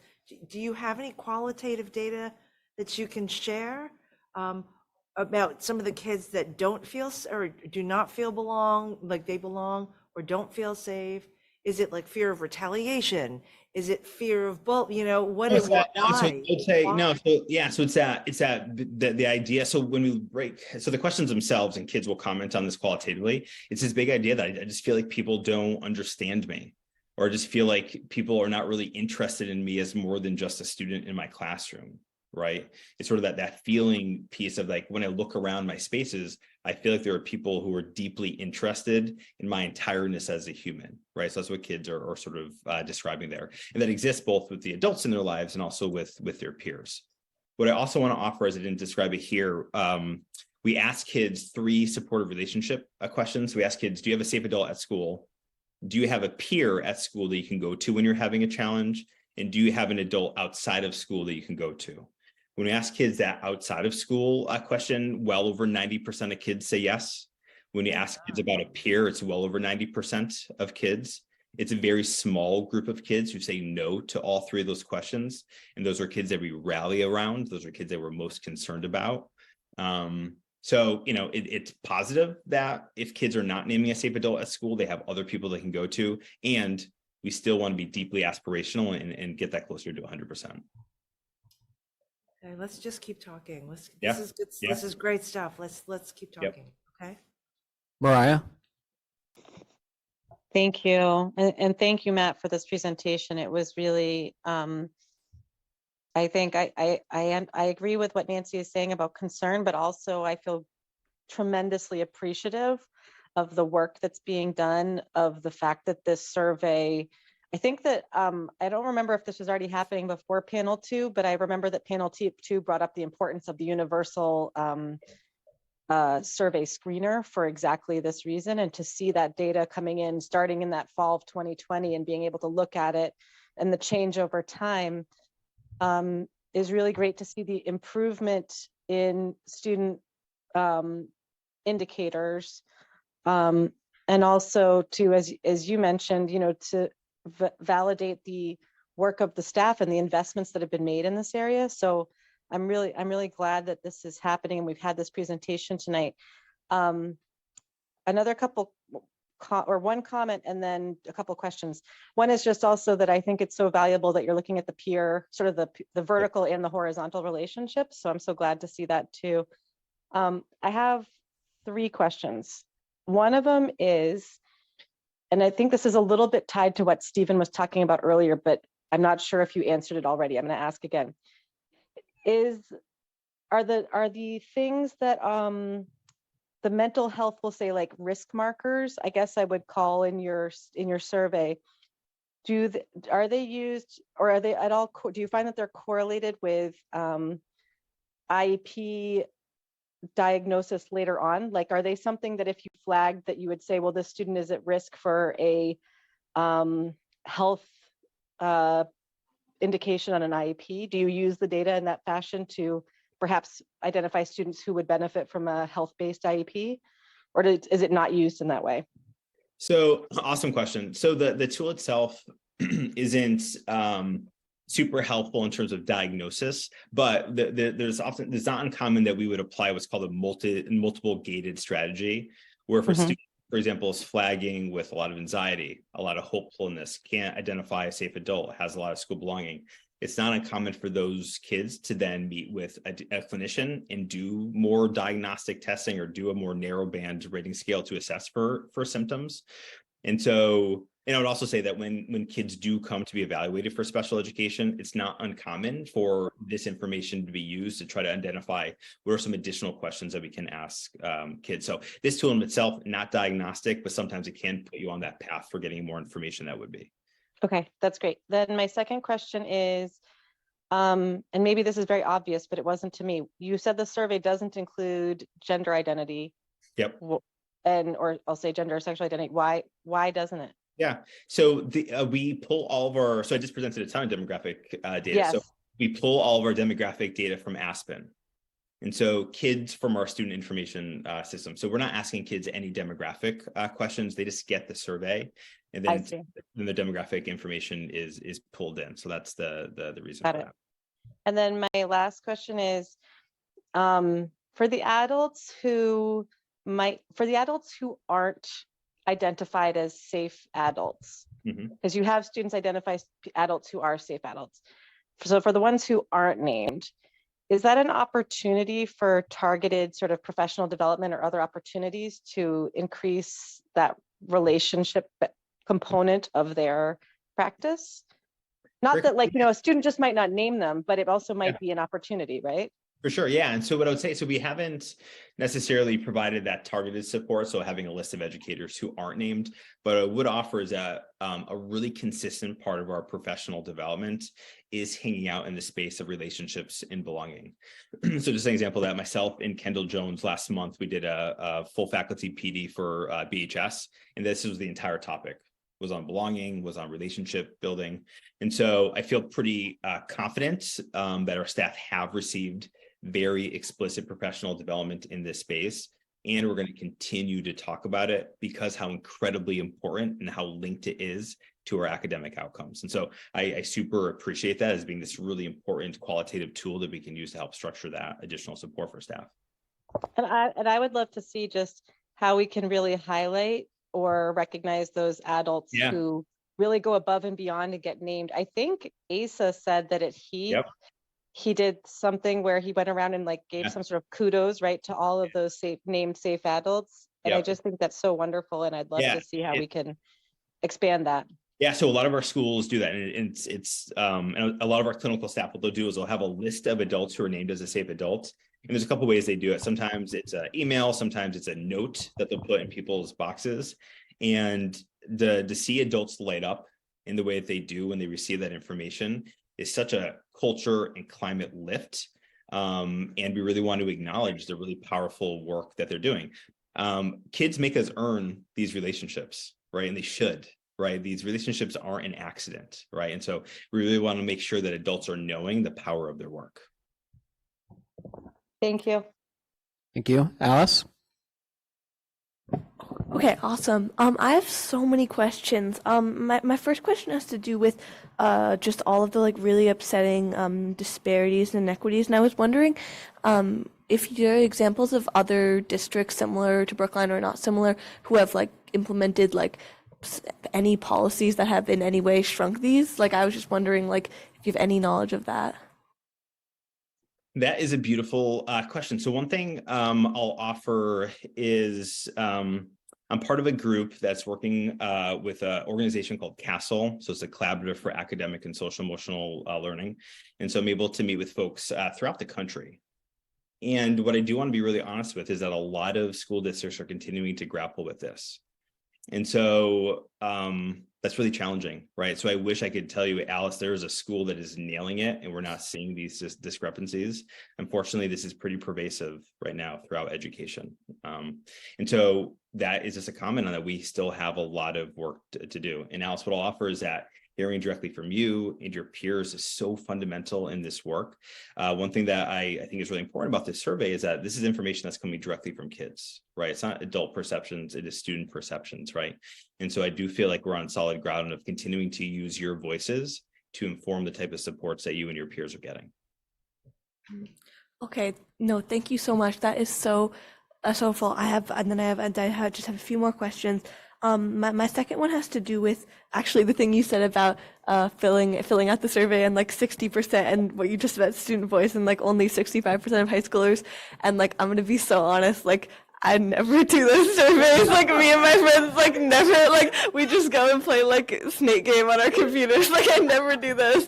But now I'm like, if I had actually known they like mattered, I would do them. I just like didn't think it like went anywhere. So I don't know. I was just thinking like with like, I don't know, with Miss McGinnis or whatever, if there's any way that if there's any input you need from students about how to make people feel like it actually matters, because I'm just like, oh, why would I do this? It's like 10 minutes of my time. So I don't know if you saw this, but for the most recent round of surveying, I recorded a brief video where I sort of talked to the kids about why. I don't know if your survey showed that, but that was sort of the mechanism that we tried to show. Okay. Yeah, I don't think my master did. Yeah.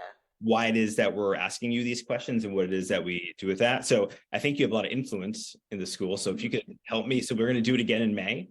And so if you have a good word that we're going to have another round, that'd be incredibly helpful. Awesome. Right. Yeah. Well, actually, is there a student body that would be appropriate to partner with to spread that message, rather than have it be like a? I mean, there's like peer leaders. I don't know if people actually like listen to them. Like I'm trying to think of like one that's actually like I would like be like, oh yeah, I'll do it. I mean, I think there's like a bunch. I'd have to think more of that, but yeah, I can get back to you on that. Yeah. And then my third question is like, so I know for me, I got like a social worker a few years ago, but that was only because like I did that process. Like I know like my parents reached out to them. So I'm wondering like if you're just like, if you what are the means for getting that? Can you get that just from like filling out this survey? Like, I don't know, how do most people get that? Yeah. Thanks, Al. So we call it the raise hand question on the survey. And so the last question on the survey, we ask kids, do you want an adult to follow up with you after the survey is completed? And I would say maybe like 3%, 4% of kids at the high school say yes to that. And so any student who says yes to that question, either a guidance counselor or a social worker, sometimes your advisory teacher, is going to follow up with you to see if you need additional support.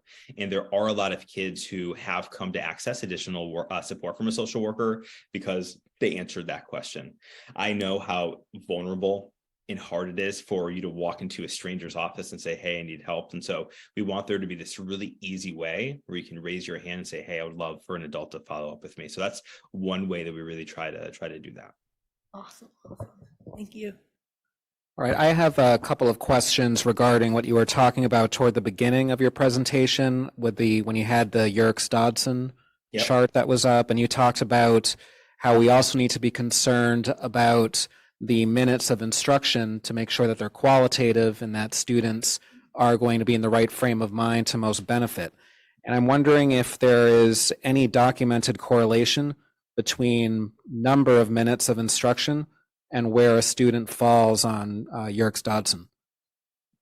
Sure, yeah. So obviously the longer that a class period is, the more likely they can lose some engagement across time, right? And sometimes teachers will talk about the difference between a 50-minute class and a 60-minute class, right? But there's absolutely, from a pedagogical place, when you're using really engaging strategies, they can ensure that those high quality minutes are going to be there, whether it's a 50-minute class or a 60-minute class. Within this space, we talk a lot about this idea of embedding social and emotional learning directly into instruction, right? So in practice, that oftentimes looks like a welcoming routine that's using really, really good engaging strategies for kids, and then being really thoughtful and intentional for how kids are leaving our learning spaces. Again, Julia and Jen gave us this beautiful example and roadmap of what that can look like for kids and how it is that we can support learning, right? So imagine if we were in those classrooms on those days, we would have seen all those kids in the green zone that were really, really engaged, right? And so for us, as I say that, I want us to be thinking both about the instructional minutes and the number of minutes in which kids can actively participate in instruction, because both of those are going to be really important for supporting learning. Now, if as a general matter, the longer the class goes for, the less kids are going to be engaged. This survey covered grades 3 through 12, so I'm curious about grades 3 through 5 in particular, where you have, for most of your day, one classroom teacher. And would this seem to indicate to you that perhaps if, to keep the numbers simple, let's say there's 1 hour of social studies, that students would be better off breaking that up into 2 half-hour periods with other subjects in between? Or yeah, no, so I'd say not necessarily. So I think what it sort of comments on, so I think people can be really successful in a 60-minute block, but it just requires really some very real intentionality in how it is that you're building out that lesson, right? So obviously if you're, in any class, right, if you are up in front of your classroom for 60 minutes and you're just talking at kids, most kids aren't going to benefit from that, right? But if you go into, a 3 to 5 classroom, right, within that 50-minute period, kids are up, they're moving, they're working together, they're answering reflection questions. And so really it's just thinking about what's happening in those minutes to make sure kids that are actively engaged and they're not sort of moving into those tails.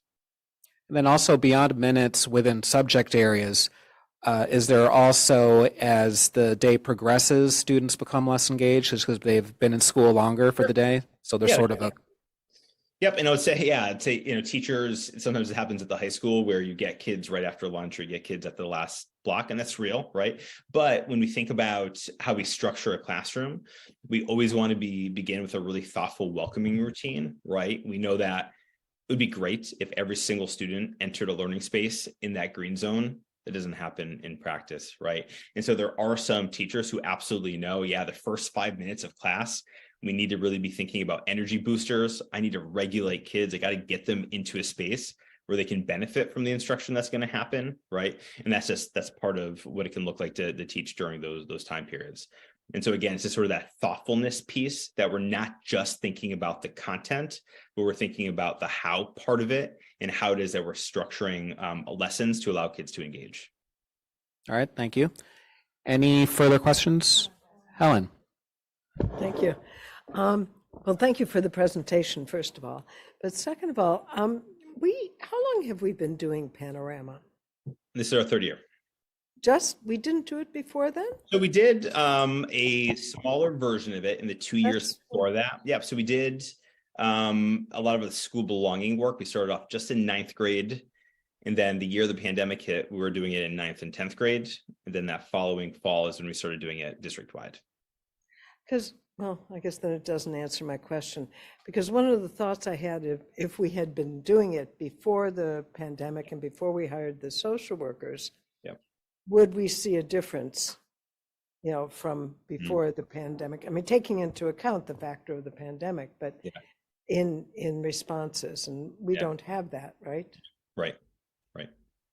I thought we had started earlier for some reason, but I guess one of the mechanisms, as we're thinking, particularly within the fall of 2020, where a lot of kids were remote, we obviously really were struggling when you're not with kids, you need to have some mechanism in place for understanding what they're experiencing. So that was one of the motivating reasons for doing this district-wise. Then, of course, over time now to evaluate the impact of our supports, it's certainly helpful in that space. Yeah, so it would be awesome if we had pre-pandemic data, but we don't. The reason I'm saying this is I remember seeing at MASC a presentation on Panorama years ago. So I think we had used it previously for some staff surveys looking at climate and culture, but for the student administration piece, we weren't doing it. Okay, thank you. Thank you. Anyone else? All right, well, thank you very much, Mr. Dubois, for that very informative presentation. As you could see, it really captured a lot of interest, and there's certainly a lot of material there for us to digest. And I'm sure that we'll have you back for further discussions. Thanks, everyone. So that brings us to M-Class Literacy Update with Ms. Herman. Good evening. Thank you for having us here tonight. I'm going to just share my screen. Let's see. And can you see that? We can, yes. Great. Okay. So I want to share the agenda for tonight. It's an update on the Universal Screener, which is the M-Class Screener. And, as Matt was talking, I remember 2 years ago, and I think this was really key, is to remember where we were at with the very first level of Panorama data and when we started 2 years ago, and thinking about that's where we are right now with this Universal Screener. So as we talk about this today, we're really talking at a high level. And so what we're going to cover in the next few minutes is we're going to talk about the success of our implementation, what data is collected, so district level, classroom level, student level, what have we learned so far, and what are our next steps. And just before we get into this data specifically, I want to remind you that the purpose of this Universal Screener is to determine who are the students at risk for having poor outcomes in reading. It is not diagnostic. However, it does provide us information that can be used for Tier 1 instruction. So where we're at now is our year to date. So if you see this timeline, it kind of talks about where we started and where we are now. So at the beginning of the school year, we ensured that all K-2 educators were trained in the administration of the M-Class. And that was a very technical training. And if you remember, we found out that our teachers, what we contracted for didn't meet our needs. So we want to remind you that this implementation takes time. And so what we did was we followed up by really making sure that our teachers had the proper training through our literacy department. We began the process for this by setting the goal of administering successfully. So our big goal for this year was to administer the assessment. It was also important to ensure that the teachers were supported in beginning to understand the data. And that's what you see here on the October and January dates, that used to say October 25th and January 25th, where we ran educator data meetings. And then to have the ELA department continue to partner with teachers and provide ongoing support so that we can continue to learn from this data. So what we'll do is we're going to take a look here. So as I said before, you know, our goal was to assess every student in K-2. And so the administration was needed to be done in a timely fashion. We gave 3-week windows and we wanted 100% participation. So what you notice here is where it says not complete, there were students who were not assessed. And I want to talk about why that happened and what we learned. So when we purchased the system, we received our own district coach, and the coach was a specialist from the program who had been a literacy specialist in the past and supported us in understanding why we might not have assessed level 1 and level 2 ELs, and then students in specific programs to assess their reading. And what we learned was that actually we want to find out about where the students, especially our ELs, are at. And so this is not a permanent thing that we're going to do. We're going to make the adjustment and assess those students going forward. It is to get a baseline because they are receiving instruction, and we can then look at their growth over time. And then also wanting to note that the sub-separate programs or the specific programs that we do not assess are students who are, for instance, nonverbal on the autism spectrum. And that's because most of this assessment is done verbally between an adult and the student. So what we did learn, though, is that if you look at our numbers from the beginning of the year assessment to the middle of the year assessment, and that's the 2 lines at the top, we assessed the same number of students during the first window and the second window. So that was huge. In addition, we had every student who we had slated for being assessed in the first two windows assessed within our 3-week window. So we were very successful with that. And so having been successful with that, we moved on to the data. And I want to show you what kind of data we get both at the district level, at the teacher level, and at the student level. So from the district, we can look at many facets. For example, we can compare student performance in one measure across different breakdowns by student demographics, by period from the first beginning of the year assessment to the second year assessment. We can look at how students are performing in particular subtests over time. We can also look at performance between the assessment windows, and I'll show you a little bit of that through the next 2 slides. In addition, we can use this system for progress monitoring. And so what we can do is at any given point in time, we can assess a student within one subtest. And therefore, that data can also be tracked district-wide and school-wide. So when we look here, I want to make sure that as we're looking at this is our beginning of the year data for grades K, 1 and 2 at the district level, and our middle of the year data. And I want to make sure that we don't overreact to the data. This is the first year. And so what we're really focused in on is getting valid and reliable data. And so we are learning the process. We are learning to score students properly. So I just want to make sure that we don't overreact to the data because, again, we're in our first year. So for instance, we did see a drop in kindergarten in our data. However, there are a couple of things that could have impacted this. Number one was the amount of instruction that happened between the first and the second assessment and the increase also of the demands of the second assessment. In addition, we may have assessed too early, and our reliability, because of our first time through this, and our validity may not have been accurate. And then also, we're going to use this information to determine when should we start assessing kindergarten students next year. However, what you're seeing in first and second grade, our baseline composite scores, we have increased the green and the blue slightly in both of those, which means that our students are continuing to grow. And what we're really looking for is growth over time. When we move here, this slide demonstrates trends that we hope to see as we move forward. So this is a celebration for us.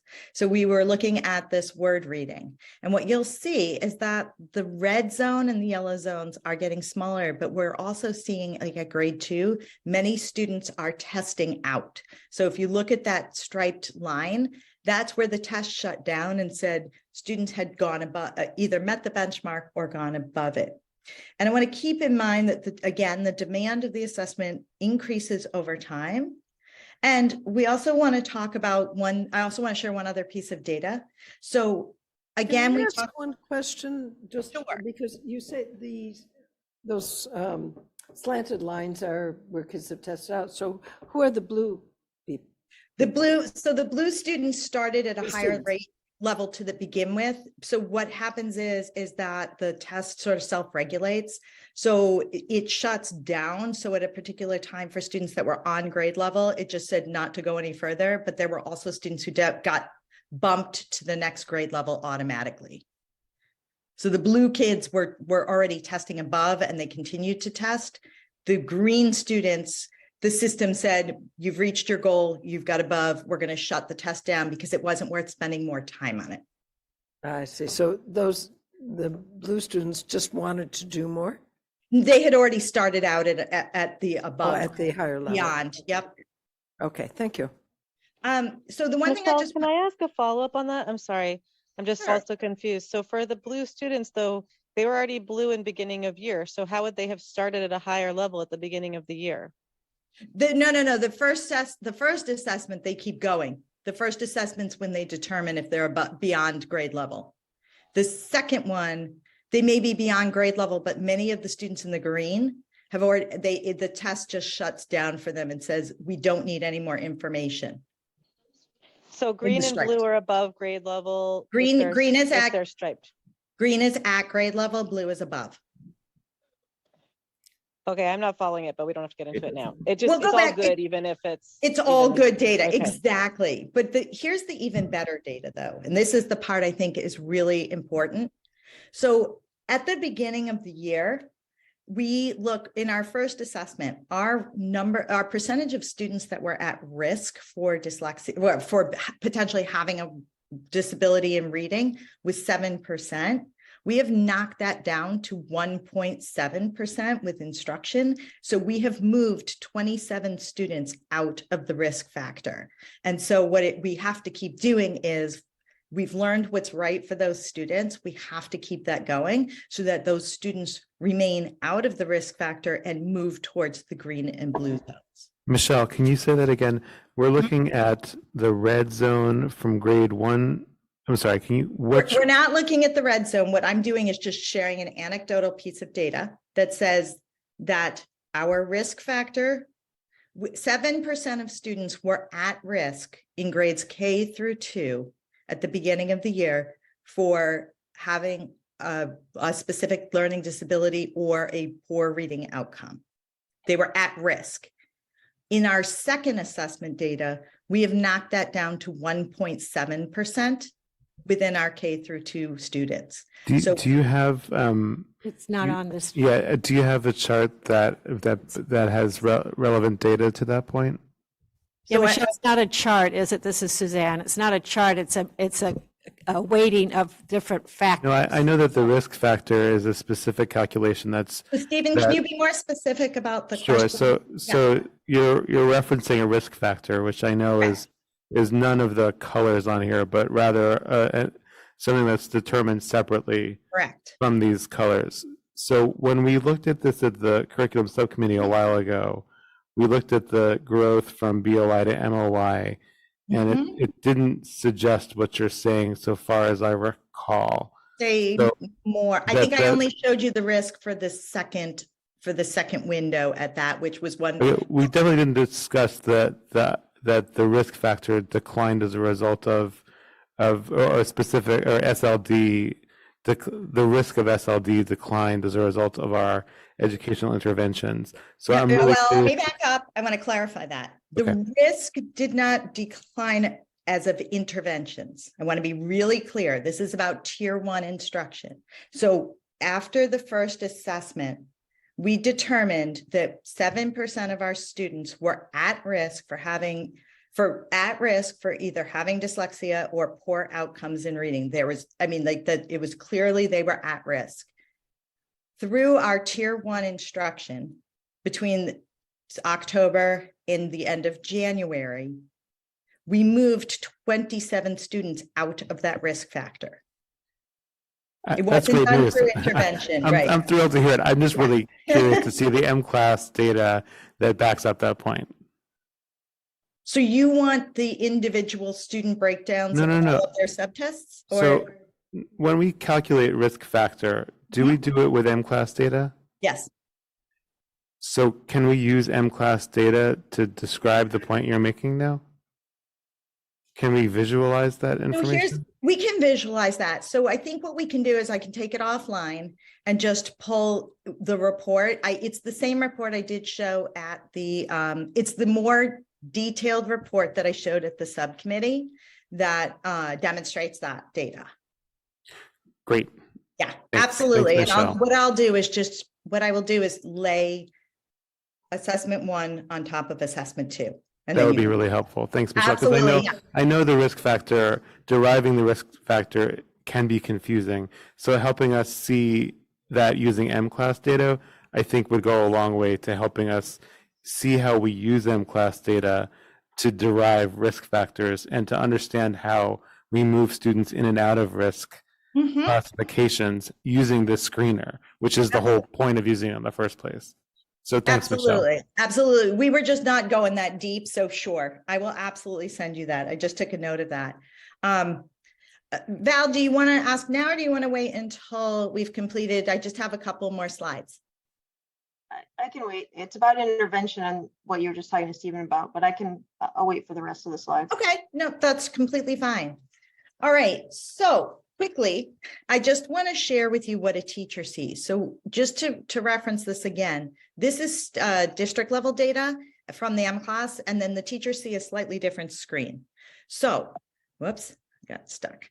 So this particular screen is shows a teacher's high level data. So if I am the teacher, I see this, I see that 14 out of 17 students were assessed. I know the students that were assessed in this particular classroom were students who were ELs who had just started in the school. And I also can look at how's the percentage of my students who are performing at benchmark, above benchmark, showing up here in terms of how they're performing. And so you can see by a student, and this can help me with a lot of information around like, what do I do next? Who are the students that need more? What are the specific areas that we are looking at? And so this would be a student. Then let's look at the student data. And in this student data, what we can see is that the system sets goals for us. And so this is one particular area, one student who said in phonemic awareness. But what's really important is this line here that is going up because it's showing the trajectory of instruction. And it is showing that the student is making steady progress.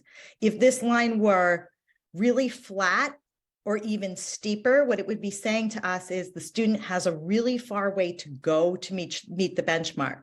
But from this here to here, this student is making progress. And the system also sets a target. So a realistic target of if we continue our instruction, where is the student going to land? And this is the teacher data. So I'm going to move now to talk to you about just quickly about what we're doing with this. And then I'm going to come back to one point on the determination of dyslexia. So here we have just what are our next steps.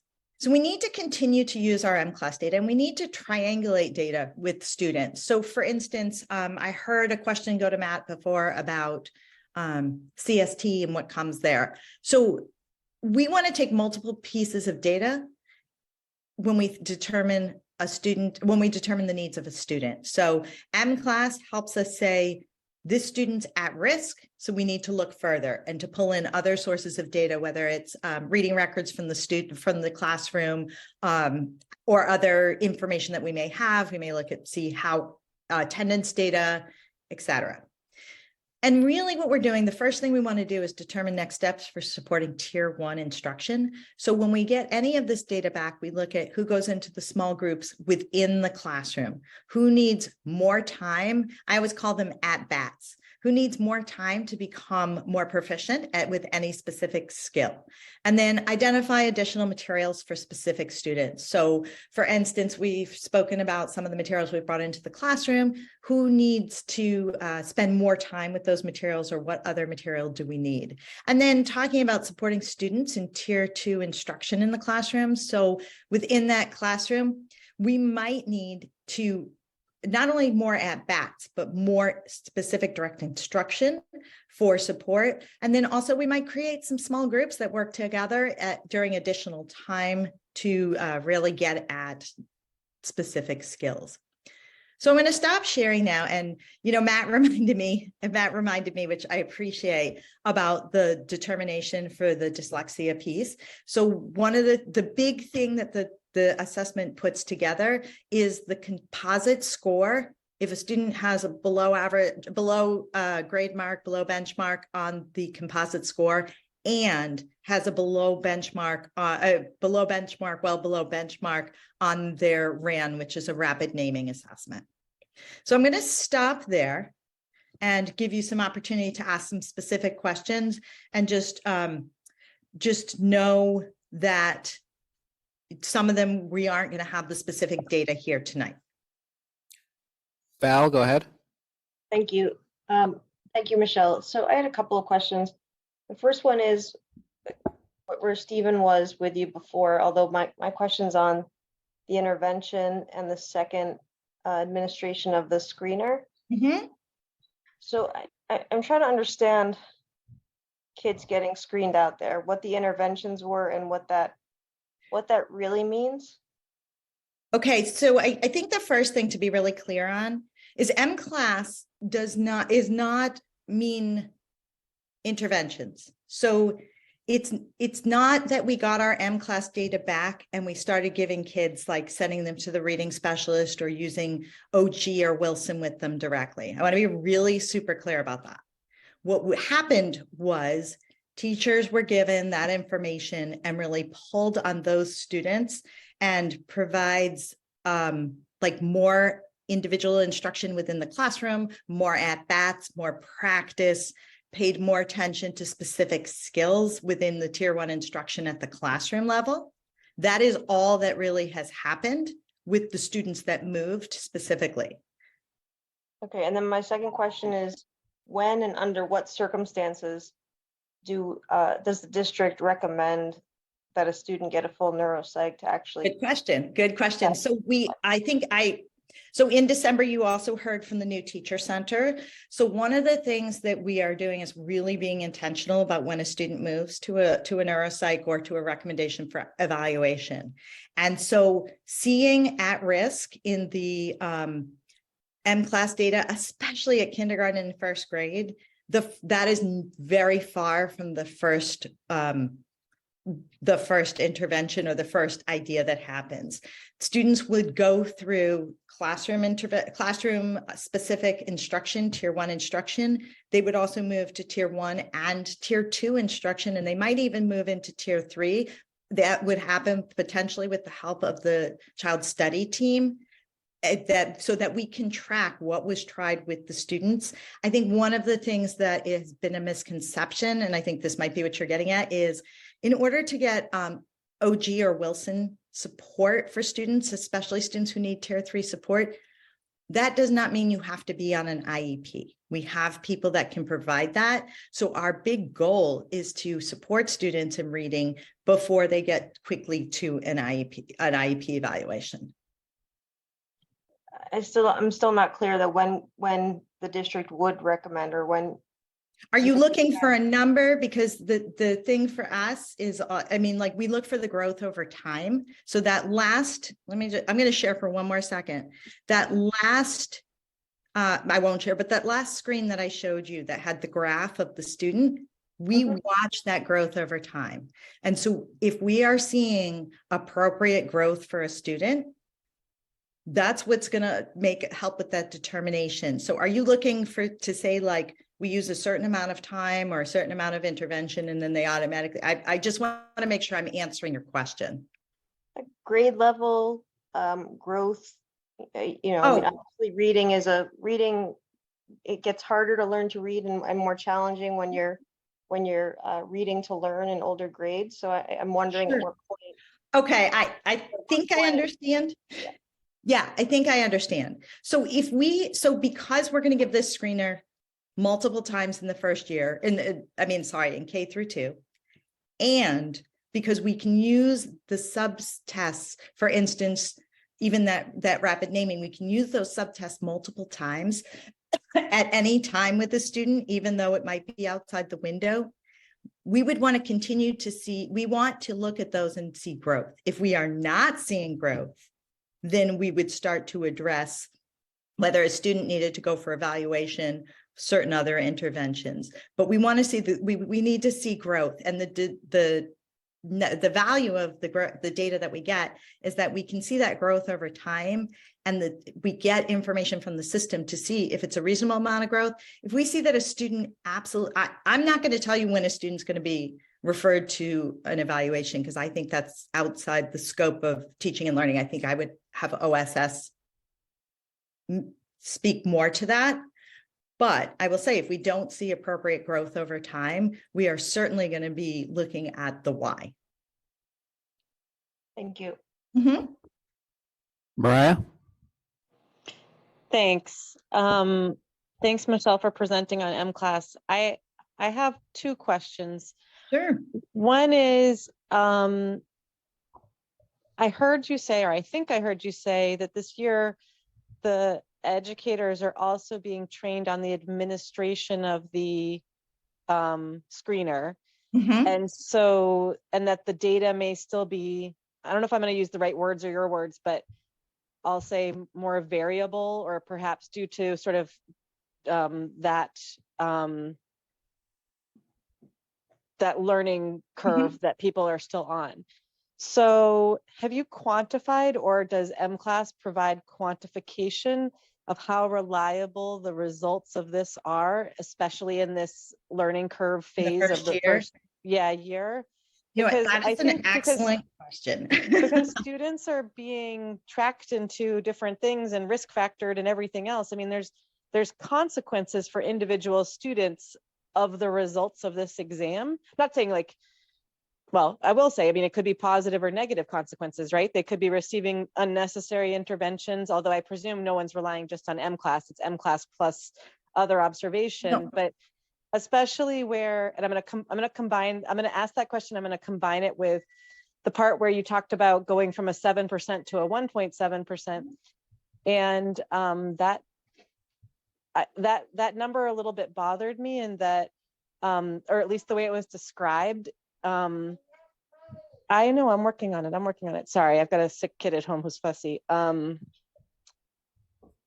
how we think about what these risk factors mean. I'm not sure that we, like children who had, for example, children who were in that 7% for dyslexia, there was nothing that happened that made any child who had dyslexia not have dyslexia. I do want to interrupt you for 1 second. This is not a diagnostic, so this is not going to say they had dyslexia.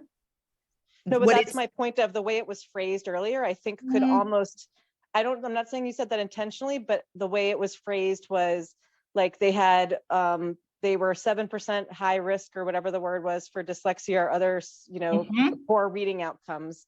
And I just want to be clear that like, it's not that they were, anyone who had dyslexia still has dyslexia just because we tested them in the middle of the year and the risk factor went down. Okay, let's back up though. We haven't determined that they have dyslexia. I understand. You said a risk factor, a high risk as a risk factor, but what I hear you saying is somebody that had dyslexia wouldn't not have it now. So I want to clarify that we've never said that the 7% had dyslexia. I understand. All I'm Okay. saying is when we talk about that being a number that we should be really like happy about, that I think the word was used, like knocked it down. And I guess my question is, well, what did we knock down necessarily? Maybe Okay. Yep. yeah. So I guess that's my question. And then the other part of how can we be sure of what is it like, going back to the, what does it mean? And does M-Class give us any data on how reliable this is given this training phase? So the first thing is, one of the things that we learned after the first assessment is we didn't know that we could continuously give these assessments, the pieces. We kind of thought that it was specific windows that we had to use.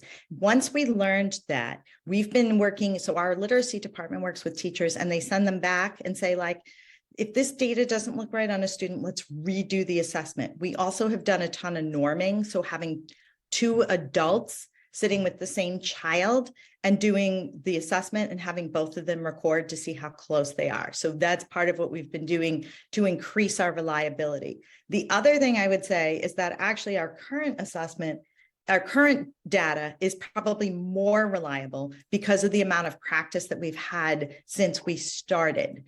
So the other thing is it does not surprise me that our risk factor, our risk was more at the first assessment than it is now, because we had students that had never been in school, hadn't been reading before. And so I think that that's something that just increased, and that's increased for us.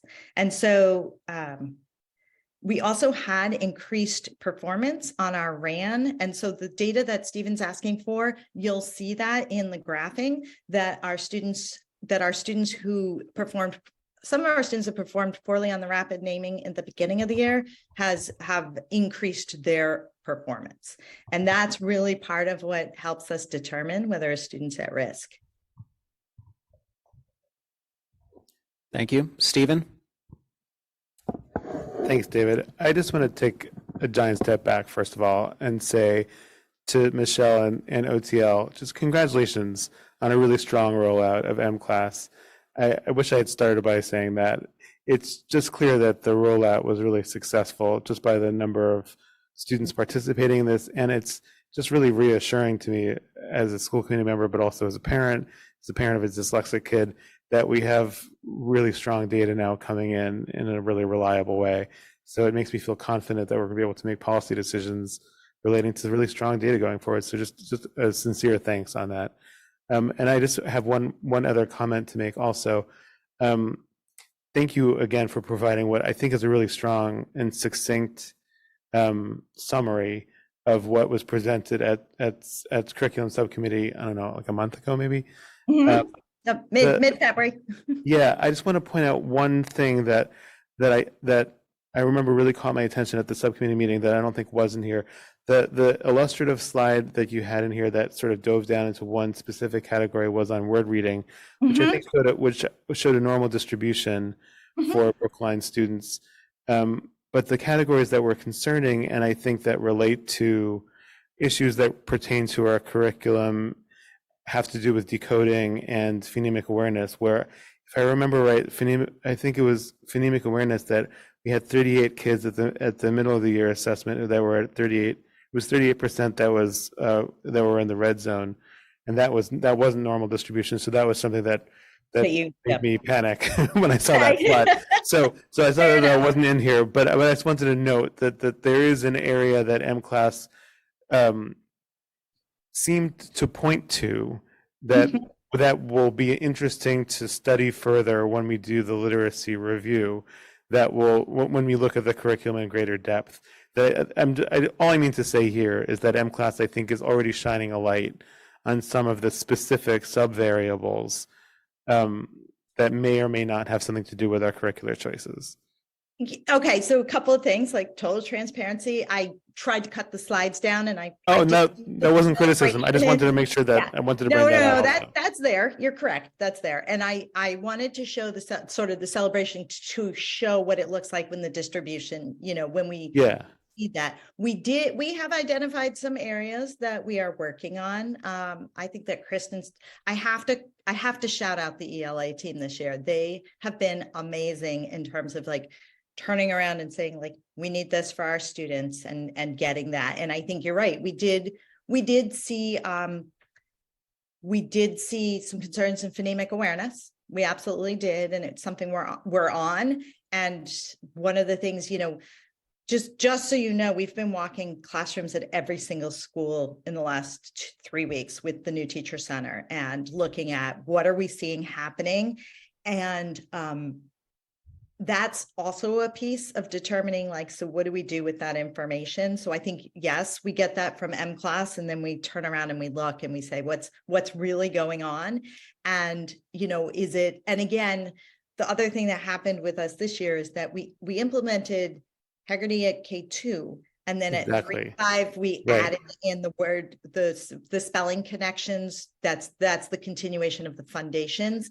And so it's a little tricky right now because we did both implement M-Class and Haggerty at the same time. And so I appreciate you calling that out.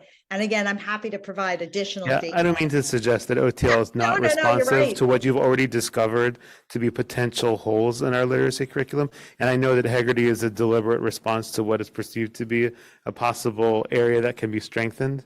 And I don't mean to suggest by saying that the literacy review is forthcoming. I don't mean to suggest that that's where all the improvement will happen. But I just want to flag that M-Class is showing up some early areas that we could be working on that I know that you already paid attention to. Oh yeah, no, and I appreciate you calling that out. And that information is also still posted. And from what I understand from your initial question also before is, I think what you're looking for is the breakdown slide that I did not do here to go as deep as we did. Yeah, I just think risk factor is confusing, and it's not as neatly grouped as the colored zones. So I think showing how it's derived, especially if there are going to be changes to it as a result of tier 1 interventions, it would be helpful to present that visually. Yep. It's just easier for me at least to absorb that way. Great, thanks. All right, anyone else? Well, thank you very much, Ms. Herman, for this presentation. As you can see, it's a topic of great interest and will continue to be. And thank you very much for gathering all that helpful data from which we can begin to make informed decisions over time. Great, thank you. All right, so next up, we were going to go to an update on the district strategic planning process, but we do have Dr. Givens waiting, so we're going to go to her, and then we'll have the update on the strategic planning process. Thank you, David. I am pleased to introduce a candidate for Deputy Superintendent of Administration and Finance, Dr. Susan Givens. In the public schools of Brookline, the Deputy Superintendent for Administration and Finance serves as the school business administrator for the district. Under Chapter 71, Section 41 grants the authority to the school committee the responsibility for hiring this role. I recommend that the Brookline School Committee hire Susan K. Givens as Deputy Superintendent for Administration and Finance. Through a process led by Human Resources Director Ty Fluker, we have been actively searching for a talented and experienced Deputy Superintendent for Administration and Finance since the fall of 2022. In total, 5 candidates were interviewed out of a review of approximately 15 applications. In addition to Ms. Fluker, the members of the interview team included Interim Deputy Superintendent for Student Services, Lisa O'Connell, Deputy Town Administrator, Melissa Goff, Baker School Principal Torrance Lewis, PSB Budget Analyst Donna Chisholm, and PSB Grants Coordinator Kelly Durgan. Mariah Nobrega, Finance Chair, Subcommittee Chair, and I interviewed Dr. Givens and concur with the overwhelmingly positive feedback from the interview committee. Dr. Givens has 17 years of experience as an assistant superintendent for finance and operation. And I'm going to say this wrong, so Susan, correct me when you come on. Masconomet Regional School District. Her work there included leading negotiations with bargaining units, initiating an induction program for new administrators, extensive collaboration with principals and directors on district initiatives, and guiding the district through 2 significant financial crises without the need for educator layoffs. Dr. Givens also served for 6 years as the school business administrator in Pentucket Regional School District. She is presently the interim director of strategic initiatives at Lab Collaborative and recently served as superintendent of the New Market School District in New Hampshire. Dr. Givens earned her EDD at UPenn, her master's in school leadership from Northeastern, and a BS in business administration, operations management, management information systems at Salem State University. Dr. Givens' extensive and relevant experience, her proven record of accomplishment, and her leadership skills make her the clear choice for the position of Deputy Superintendent for Administration and Finance in the public schools of Brookline. Her wide-ranging skill set will enable her to seamlessly transition into our school district and successfully lead the important work in the Office of Finance and Administration. So with that, Chair Perman, I'll turn it back over to you. All right, so do we have Dr. Givens on with us? You do. I'm not sure how to get the video going, but give me a second here. All right. Voila. Very nice to meet you. Nice to meet you as well. Nope, go right ahead if you'd like to introduce yourself to us. Sure. Well, it sounds like an introduction was quite extensive, but I do want to say good evening and thank you for inviting me here tonight. I'm really excited about this opportunity, and I look forward to learning more about your vision and aspirations for students. And, you know, I don't know if you have any questions, or I certainly don't want to take too much time out of your evening, as I know you have quite a few things on the agenda. So I'll let you take the lead on what you would like out of this introductory meeting. All right, very well then. Does anyone have a question for Dr. Givens? Go right ahead, Helen. Can't let you get off without any questions. I'm kidding. So I'm curious, what would you see as your biggest challenge coming to Brookline? The commute.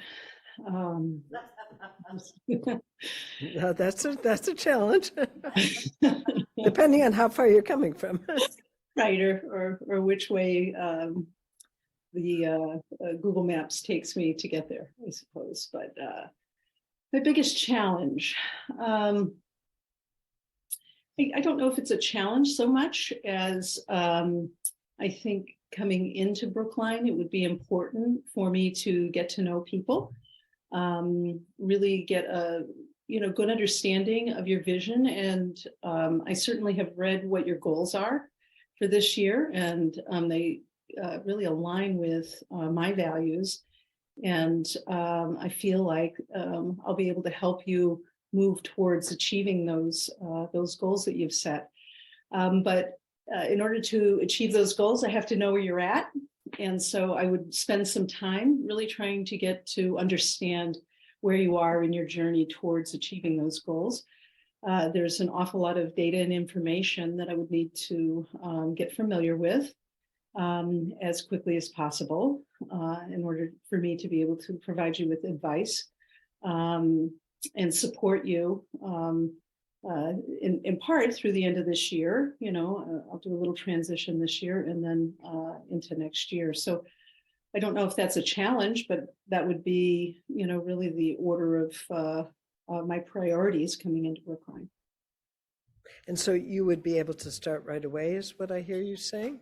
No, I'm under contract until the end of the year, but Okay. I don't see why I wouldn't, be able to spend some time in Brookline between now and the end of the year. Okay, thank you. Could you maybe describe some of your prior experiences around dealing with other stakeholder groups in municipal government, such as select boards, mayors, town meetings? My whole career, actually. I think one of the things that makes maybe my experience a little more unique than the average candidate is that I worked in regional schools for about 25 years. So I've had an awful lot of experience working with selectmen and town finance committees and town finance directors, trying to communicate with all of those stakeholder groups the needs of the school district, and also be able to translate some of the limitations from the municipal side that could create challenges for us on the school side, trying to accomplish our goals. So I have attended many a town meeting, done presentations my entire career to all different forms of stakeholder groups, because when you're involved with multiple towns, the superintendent is not able to be in all places at all times.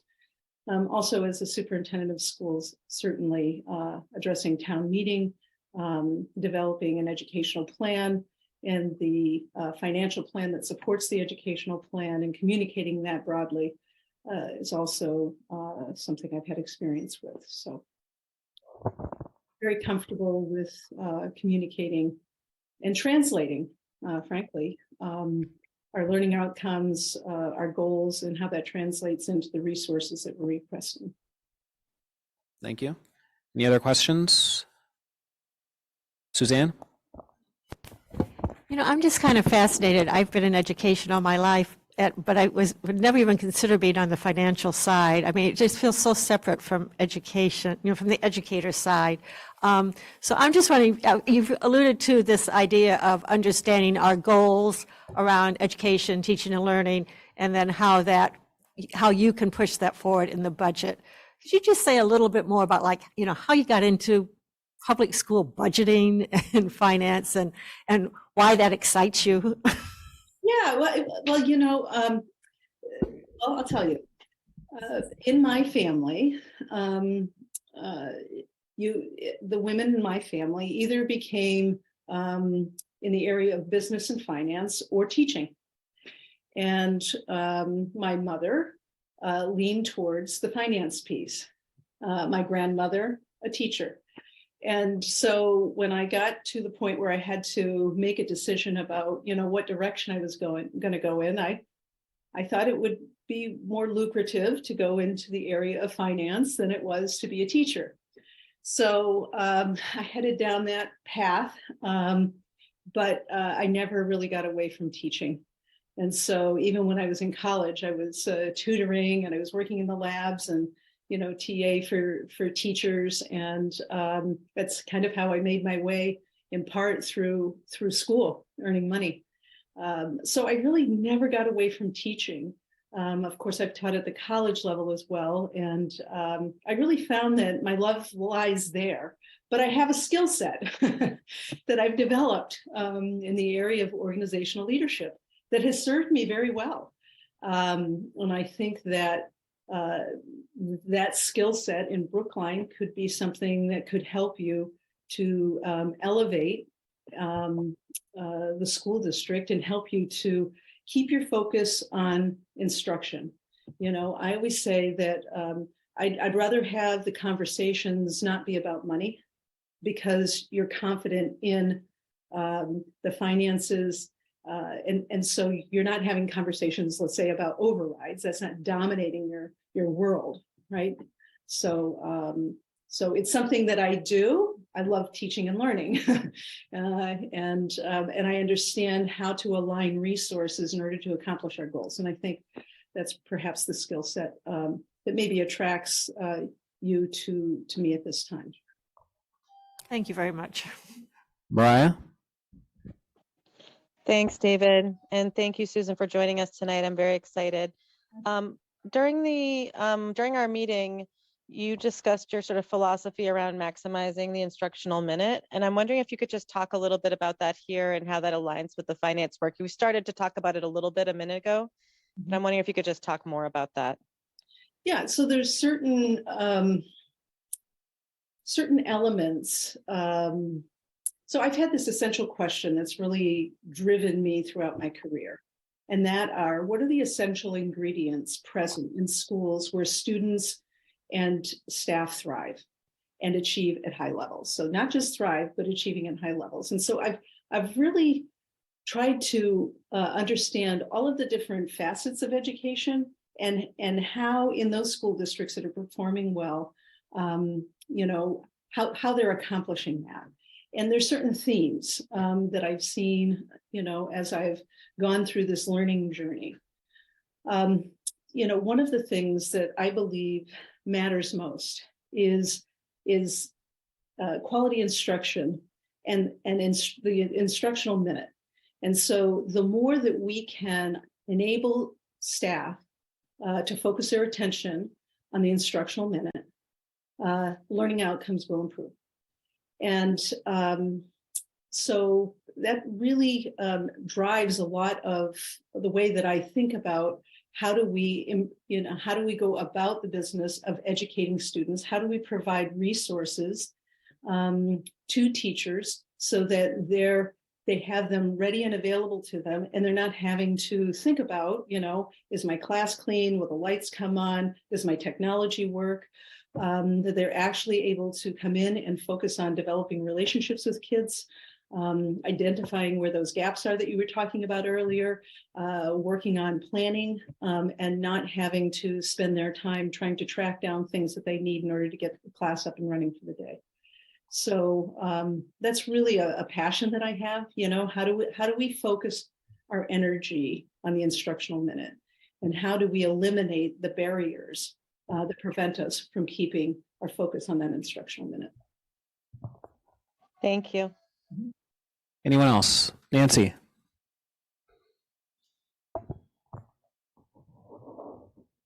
Sorry. Hi and welcome, Nancy Gore. A lot of what I've experienced, this is my first year on school committee, and a lot of what yeah, thanks. I've noticed about the person prior in the position was around negotiation. Can you tell me a little bit about your experience in negotiation and when negotiations, and have you ever been in a tough position in a negotiation? How did you work your way through that? I think when I was born, I was in a negotiation meeting. I feel like I've done it my whole career. And in fact, my very first experience years ago in public education, I worked for Beverly Public Schools and they went on strike.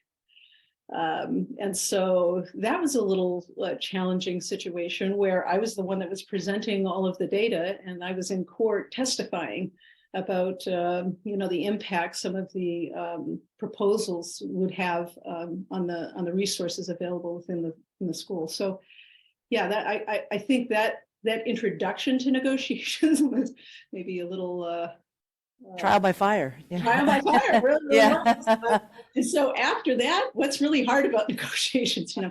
I think one of the things that I've learned over time is that to be hard on the issue but soft on the people, that you have to preserve your relationships because the work is done through people, and so you don't want to damage relationships. So being a good listener, trying to get people to look at the issues from the same side of the table helps you to be able to come up with different strategies or ideas or ways to be able to meet the needs of both parties.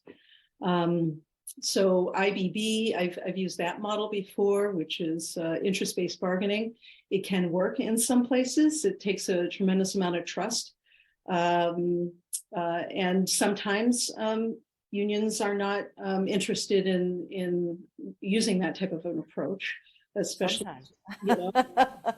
sometimes they're not, and that's okay too. I have negotiated using all kinds of different ways with and without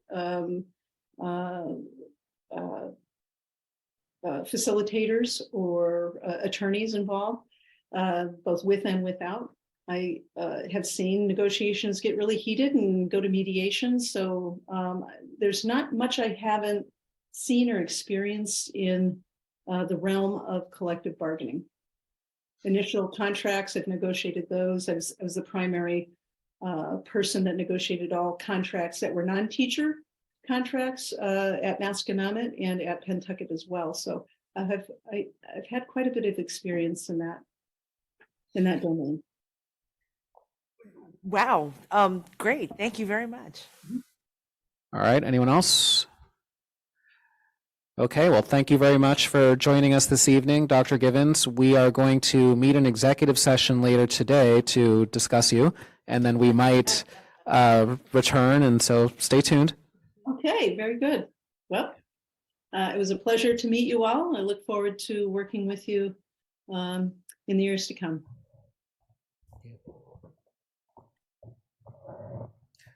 All right, so now we will move to update on the district strategic planning process.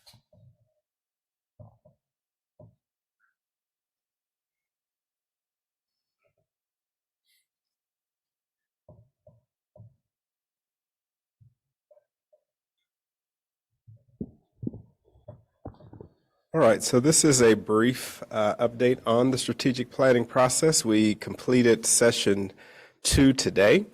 Our first session again was March 16th, and that was the Envisioning the Future session. And you, school committee, will remember you did this last summer with Dr. Lori Likas, as well as identifying common themes and categories. So you actually did both of these as a committee group. And so the community planning team met again today to identify common themes, comparing what the work that was done last summer to the work that was done more recently. And several of you, several committee members were actually in the room, and I'll let you share your thoughts or your experiences with that. Upcoming, we have Wednesday, March 5th, where we'll be taking a dive into a root cause analysis and begin the initial drafting of objectives and initiatives. And then May 24th is a final draft plan revisiting objectives, but there are some other administrative meetings that are in there, but these are the meeting dates for the community planning team. And I'm also looking at later in April to add an evening community meeting for expanded community input for those that are not on the community planning team, but to actually take them through some modified versions of this. So we want to get this date out, and we'll begin communicating it as well with the time that goes along with that for those that are not on the team. Some of the feedback from the first session, Dr. Ruth Gilbert Whitner shared this morning, that participants found the envisioning worthwhile. The protocol was great, surprisingly fun and interactive, that the process has been collaborative, productive, and it's been a strong start. One person asked about how data is driving the process, and we actually talked through district data this morning, similar to what Dr. Dubois shared with you this evening. We better understand the district's needs, somewhat an overwhelming start, many voices and viewpoints. This process is putting us back on track. I'm hopeful for what is being done will come to fruition. We share similar visions for the future, and I think folks, as the various groups shared out today, this resonated again. A great first step forward in moving our goals forward. We developed a strong foundation. This has been thought-provoking, exciting, and full of hope. A great setting to allow for communication. So this is what members shared about the experience.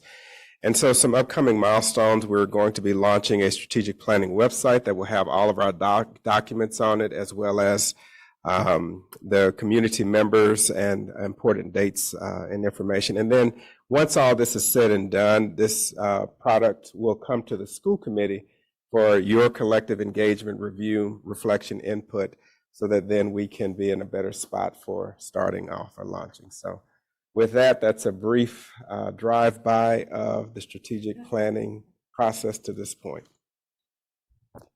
Any questions, comments? Go ahead, Suzanne. Yeah, I'm just going to kind of affirm what Dr. Guillory said. There was a lot of talk, a lot of conversation. People were very engaged. There was a comment that they thought that our observations at our last session and this session were a little more optimistic than they were last August, which I think really is a credit to the senior leadership team and Dr. Guillory moving us forward. in the work that we need to do. It was amazing to me how common the themes were. So there were 6 working groups, and we reported out, and maybe there were 10 themes total that we had, and they pretty much overlapped. So I feel like people are kind of on the same page, having the same thoughts, and it was very engaging, and it was good to hear so many different voices. There were many, many voices, and so that was good. Helen, did you want to add? No, I just wanted to echo what you said.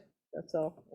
I'll be very brief, but I think it was really quite, exactly what you said, that, even going from one table to another table, they mixed us up in terms of who we were sitting with and who we were talking to in terms of putting together the themes. And, it was, the second table from the first table that I was at, very similar themes and places we want to be 3 years from now. What are the major themes that we need to work on? And it was quite good. Nancy? Just a quick question. We've been getting questions about at what point in this process the rest of the community can be engaged, and I just want to be very clear that I get that information right.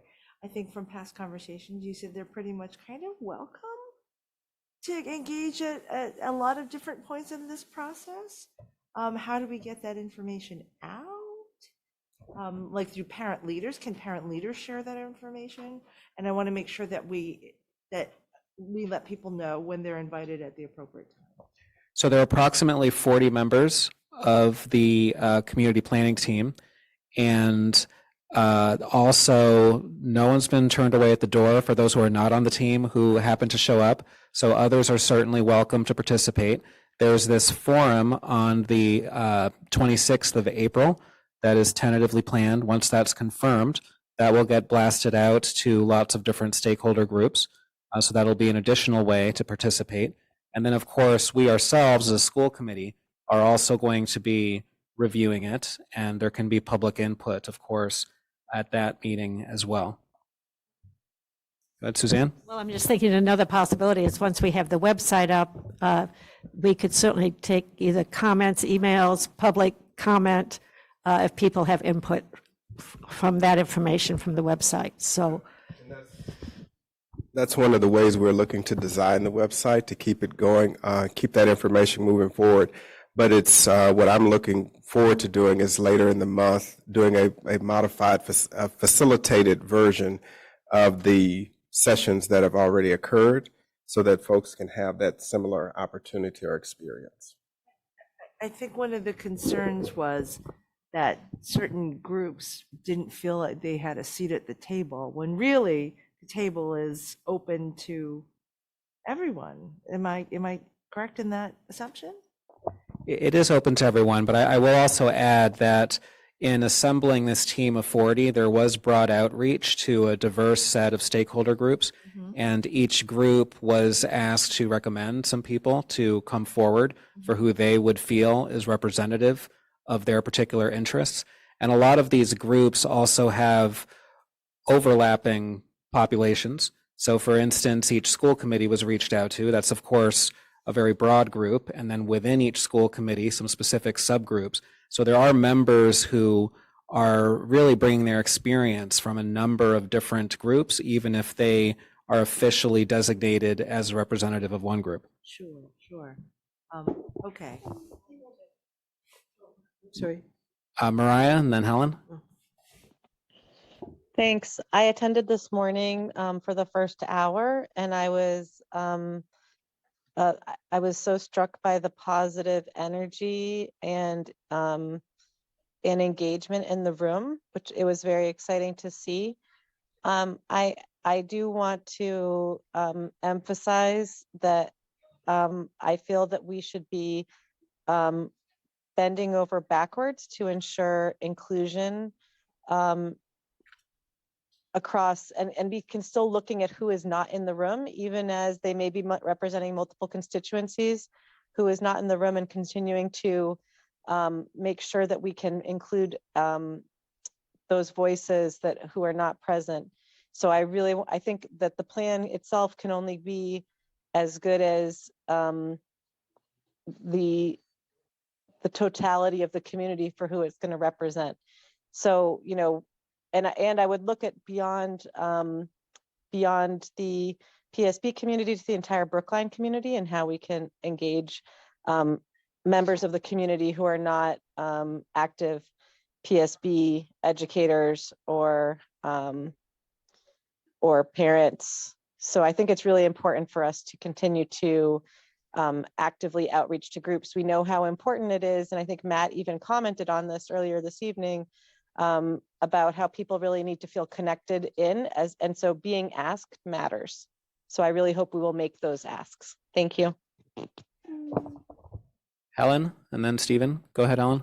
Well, I think to the point of, who's sitting at the table, maybe they're, when we put up the website, we would want to list, either people's names and who they're representing, and sort of to have and then broken down by, I don't know, it could be by interest group, by race, by ethnic group. I mean, there's a lot of different ways to parse it so that people can see the representation, because we say it, but you don't know it, so maybe that's one way of sort of being out there. I mean, I think, I was surprised by how diverse the group was at this meeting, at the two meetings, actually. Stephen, go ahead. A slightly different topic, but also relating to the strategic plan. I know you've been working on it for a while, and it's an ambitious document. What's the specific output of the community engagement part of the strategic plan, the one that we're engaging with the community in for this month? So when you say specific output, what is there a part of the plan that they're engaging with? So they're shaping what the big goals are, the big broad goals. Yes, that aspect of it, and then from there, what happens is then the administrative team that's responsible for implementing will then say, well, here are the action steps that need to go along to accomplish that, and so then it'll come to committee to say, what else are we missing? What else needs to be included as such? But the reality of it is we don't want this to be the kitchen sink. Wait, when you say when it comes to committee, it's not just the goals that are coming to committee, it's also goals. No, the whole roadmap. thing. Yeah. Wait, I'm confused now. So the whole strategic plan is coming to the committee, or just the vision and goals are coming? No, the whole, we'll bring the whole thing to committee. Oh, I would think that the vision and goals should come separately, because that's an area over which this is the same comment that I was issuing last summer. I think I'm in the minority on this, but what I would encourage us to do is to really assume benefit and really let's try to trust this and try this out. And I'm not saying you're not. The process, right? I would just like to see the vision and goals part of this process be under separate consideration by the school committee than the entire piece. Okay. And just so we have a dedicated session for it, since that does seem to me to be under the purview of the school committee, and so few things are, that it seems right to have some specific time dedicated to it. And I think let me look back at the schedule, because again we're working like the wind to try to get this wrapped up, and I think that's the other piece that we need to keep in mind, is that we started this. Our facilitator had to take a hiatus. We had to work like crazy to find someone else to pick this up for us to continue us through this process. So we have that constriction as well. It doesn't mean that we don't. Maybe it could even be under policy subcommittee. I don't know. I'll stop up. What about the workshop time? Just to review what we have. We're reviewing our goals, right? Right, we do have on the docket for our workshop a review of school committee goals, which hopefully will dovetail nicely with the strategic plan, but it is an opportunity to discuss our vision. Yeah, I just want to continue to advocate for dedicated time to consider PSB vision and goals as apart from the entire plan. Thanks. All right, anyone else? Vampires don't suck blood. David, I put my hand back up if no one else. I don't know if you Okay, guys go see ahead. it. Go ahead, Mariah. I wasn't sure if that was a fresh hand or not, but go ahead. Sorry, this. There was one thing I meant to mention earlier, and I don't know how it slipped out of my mind, just that the biggest constituency for Brookline education is students, and how we engage students in this, particularly the high school students, I think it's an opportunity if we can make that happen, even if it means that they are just being explicitly invited to the evening session on the 26th. All right, so now let's move on to subcommittee and liaison reports. Helen, capital improvements. I don't have a report. All right. Suzanne, curriculum. Sure. We last met March 21st with curriculum subcommittee. We did start off with a kind of a debriefing on the middle grade review that we had. We're looking kind of at next steps. There's going to be a process for priorities. There's going to be like a pre-phase December 23rd, and starting in the fall of 24, we'll start to see some implementation of some of our priorities, and a second phase will be around fall of 25.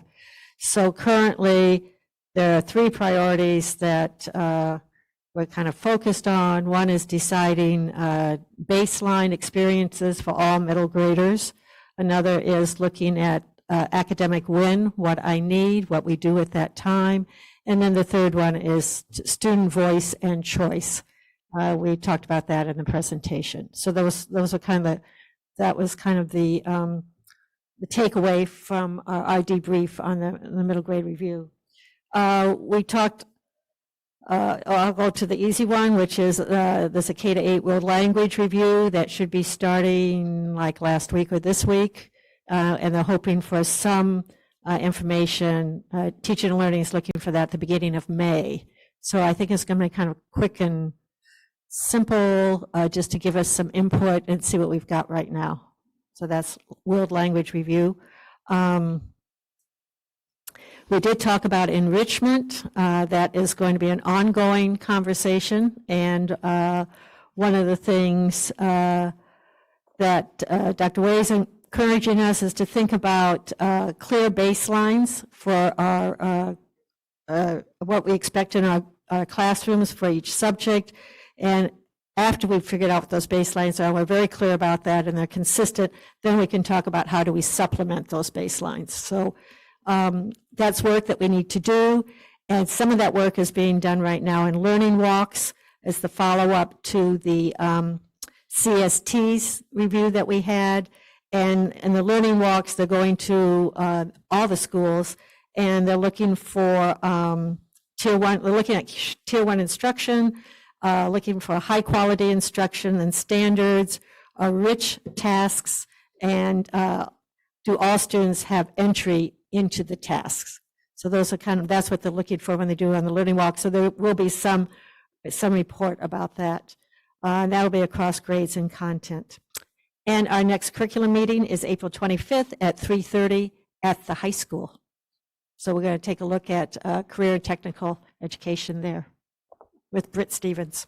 So it should be fun if you want to come. Yeah. April 25th at 3:30. So it's a little earlier. Usually we're at 4. This is at 3:30 at the high school. Any questions for Suzanne? One remark I'll make, sounds like there are a lot of program reviews going on now, so I'm impressed by how our Office of Teaching and Learning manages to have the bandwidth to undertake this all at once. I have to give a huge shout out to Gabe and Michelle and Grace. Grace has come in. Thank you, Grace. I think you're there. Yes, there she is. I see her box. Has come in and really helped us out. She's not even working full time, but she is giving it 150%. And you know, it's moving. Things are happening. I'm going to second that. This is not acting like a caretaker. This is really a proactive stance coming from Grace at OTL. All right, thank you. Next up, Valerie, Diversity, Equity, Inclusion, and Justice. We're meeting on the 13th of April. All right, Mariah. I'm sorry, you had some more, Val? I just said we hadn't met since we last had full school committee on the 16th. We're meeting on the 13th of April. Okay. Mariah, finance. Finance met yesterday. We focused on the FY24 building user fees. It was a very successful meeting, and we will have recommendations to come to a school committee meeting, I think some point in April, for full school committee consideration. The other thing I'm going to report on is I haven't reported on the warrant for a couple of months since the last time I reported, which was in late January, I believe. Andy or I have signed off on just over $4,125,000 worth of expenses. And one of the things that I wanted to highlight, which I don't think I did before, but maybe I did, so I'll be repeating myself, but it's for a good cause, is highlighting Sasha's work in food services in joining the Mass School Buying Group for food, and the impact on that. It's great to see us looking at how we can be even more efficient and effective in our purchasing. And so that's one thing that that I have noticed is I noticed the buying group and asked her about it. And yes, that's something that happened in the past year or so. So that's the updates I've got. Yeah, Mariah, I just wanted to mention that I did it last week and was happy to see that the trout coolers that you mentioned last year are still an item for us. Yeah. Mariah and I actually got to see the trout at Lincoln School. Yep, Val and I saw them at Driscoll as well.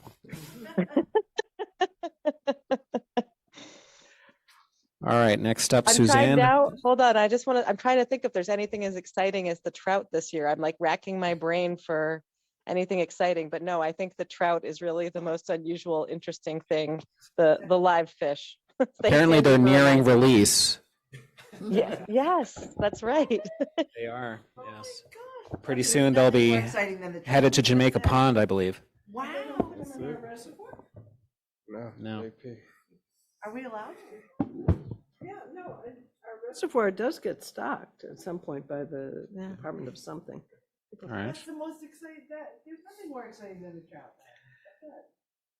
All right, Suzanne, government relations. Well, I just announced that Governor Haley signed the, whatever it is, she signed the bill or whatever for hybrid meetings going forward.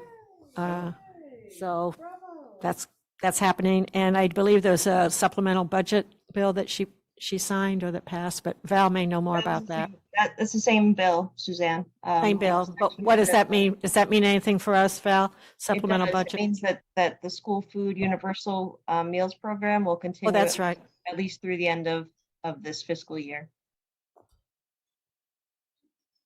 So, sorry, is that business as usual for a hybrid then? Yeah. All right, Andy, negotiations. Yep, we met with the BEU on March 28th to continue working on the paraprofessional contract. We continued our exchange of initial proposals, and we'll meet again on April 11th, April 25th, and May 9th. So for policy, I know that many of you will be upset to hear this, but we're not going to be addressing the substance use prevention education policy today, so we're going to push that off to a subsequent meeting.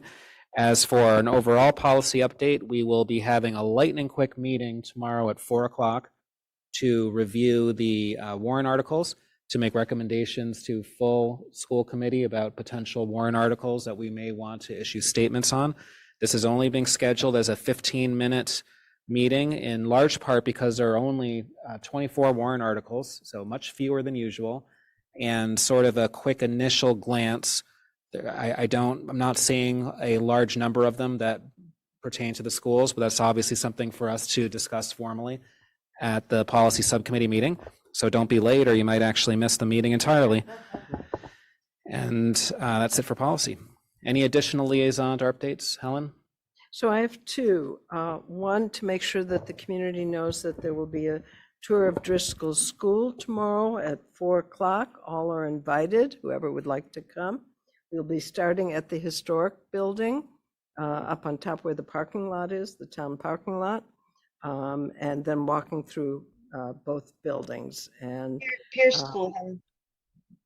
Oh, shoot. I meant, thank you, Val, for keeping me honest. It's getting late. I meant the Pierce School. There is a tour of the Pierce School tomorrow, starting at the historic building of the Pierce School. I'm really sorry about this, guys. At 4 o'clock tomorrow afternoon. Also, we are planning on having more tours for people who can't make that time. We'll be publicizing those. The other piece I wanted to mention is that I'm the liaison for the Steps to Success Board, and they had their meeting yesterday, the first one since last September, I think it was. There's been some change in administration there.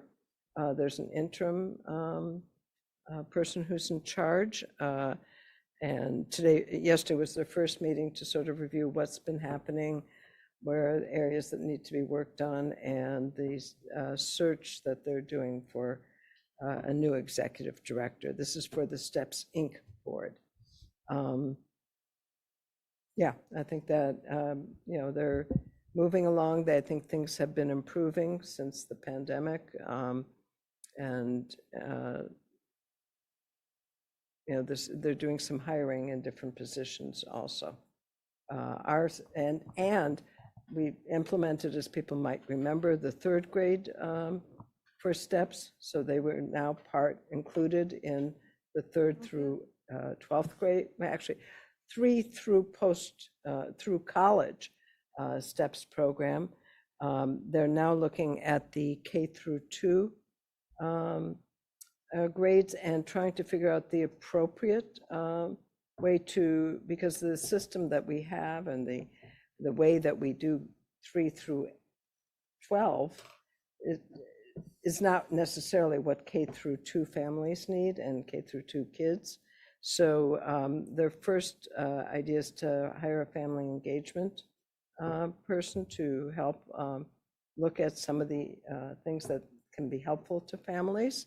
But also to do a study to see what would be or hire a consultant to help with figuring out what do we do K through 2, because as people remember, we have through our community engagement and CFCE grant, community and family engagement grant, thank you, through the early education, Department of Early Education and Care. We get monies to work with families from 0 to 2 who live in either of our housing developments. And then from 3 to 5, as people know, we have at least 40 kids who are on scholarship right now in BEEP. That's not the whole universe, but that's certainly part of it. So we have systems somewhat in place for the younger kids, but that K through 2 was sort of a missing piece, missing link. And so that's what they're going to be working on from now, probably through next year. That's one of their goals. Suzanne? Yeah, I just had an announcement. The BEF, Brookline Education Foundation, is having their Trivia Bee on tomorrow night, Friday, at the high school. And it's a big money raiser for them. And the money goes to our teachers and schools, and it's a really worthwhile cause. So I don't know if there are tables available yet or still, or anyway, it'd be fun to go. I've done it before. It's a fun evening, and it's tomorrow night. You go to the BEF website, and I'm sure you can find out all about it. Anyone else? Andy? Yeah, so earlier this week, Linus and I were part of a virtual meeting with school leaders from our sister school in China, the Gaoxing School in Xi'an. So the China exchange, so on our end, it was organized by Steve Lantos. So the idea is that we're resuming that exchange that was suspended during the pandemic. It's virtual for now, but we will work toward resuming it in person when circumstances allow. So this was a sort of ceremonial meeting of school leaders on both sides. There were speeches and songs. Yeah, and some former students of ours who have participated in the exchange. So. All right, anyone else? Okay, is there any new business? All right, seeing none, I am going to move that we meet in executive session pursuant to Massachusetts General Laws, Chapter 30A, Section 21A, for the following purposes. Purpose 3, to discuss strategy with respect to collective bargaining with the Brookline Educators Union Paraprofessional Unit, and to discuss strategy with respect to collective bargaining with the BEU Units A, B, and Paraprofessional Unit, with respect to the BEU's demand to bargain a program review, and the BEU's pending grievances arbitration, because an open meeting may have a detrimental effect on the bargaining and litigating position of the public body, and the chair so declares. For purpose 2, to conduct strategy sessions in preparation for negotiations with non-union personnel, Deputy Superintendent for Administration and Finance. And purpose 7, to review and approve executive session minutes from the following meetings, March 2nd, 2023, and March 16th, 2023. Is there a second? Thank you, Stephen. Stephen, your vote. Yes. Suzanne. Yes. Nancy. Yes. Andy. Yes. Helen. Yes. Valerie. Yes. Mariah. Yes. And I also vote yes.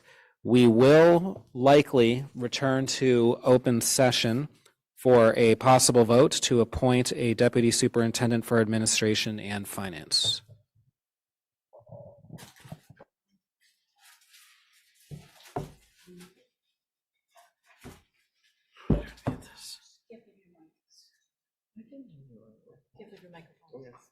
My daughter.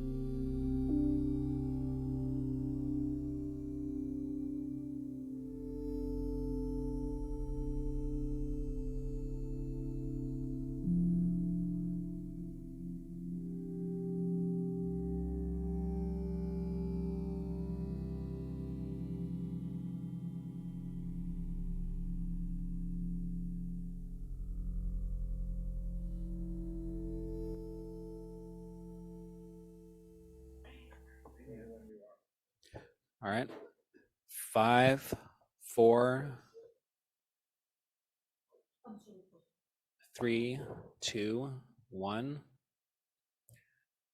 All right, welcome back, everyone. We've returned from executive session, and I would like to entertain a motion to appoint a new Deputy Superintendent for Administration and Finance.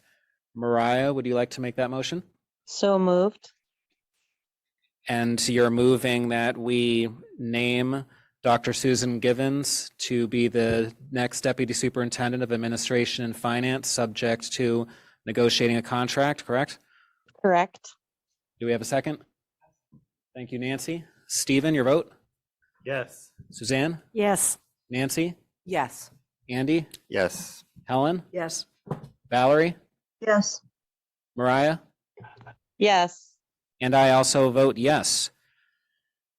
All right, so welcome aboard, Dr. Givens, pending successful negotiation. Is she with us? And that concludes our meeting for this evening. So thank you very much, everyone.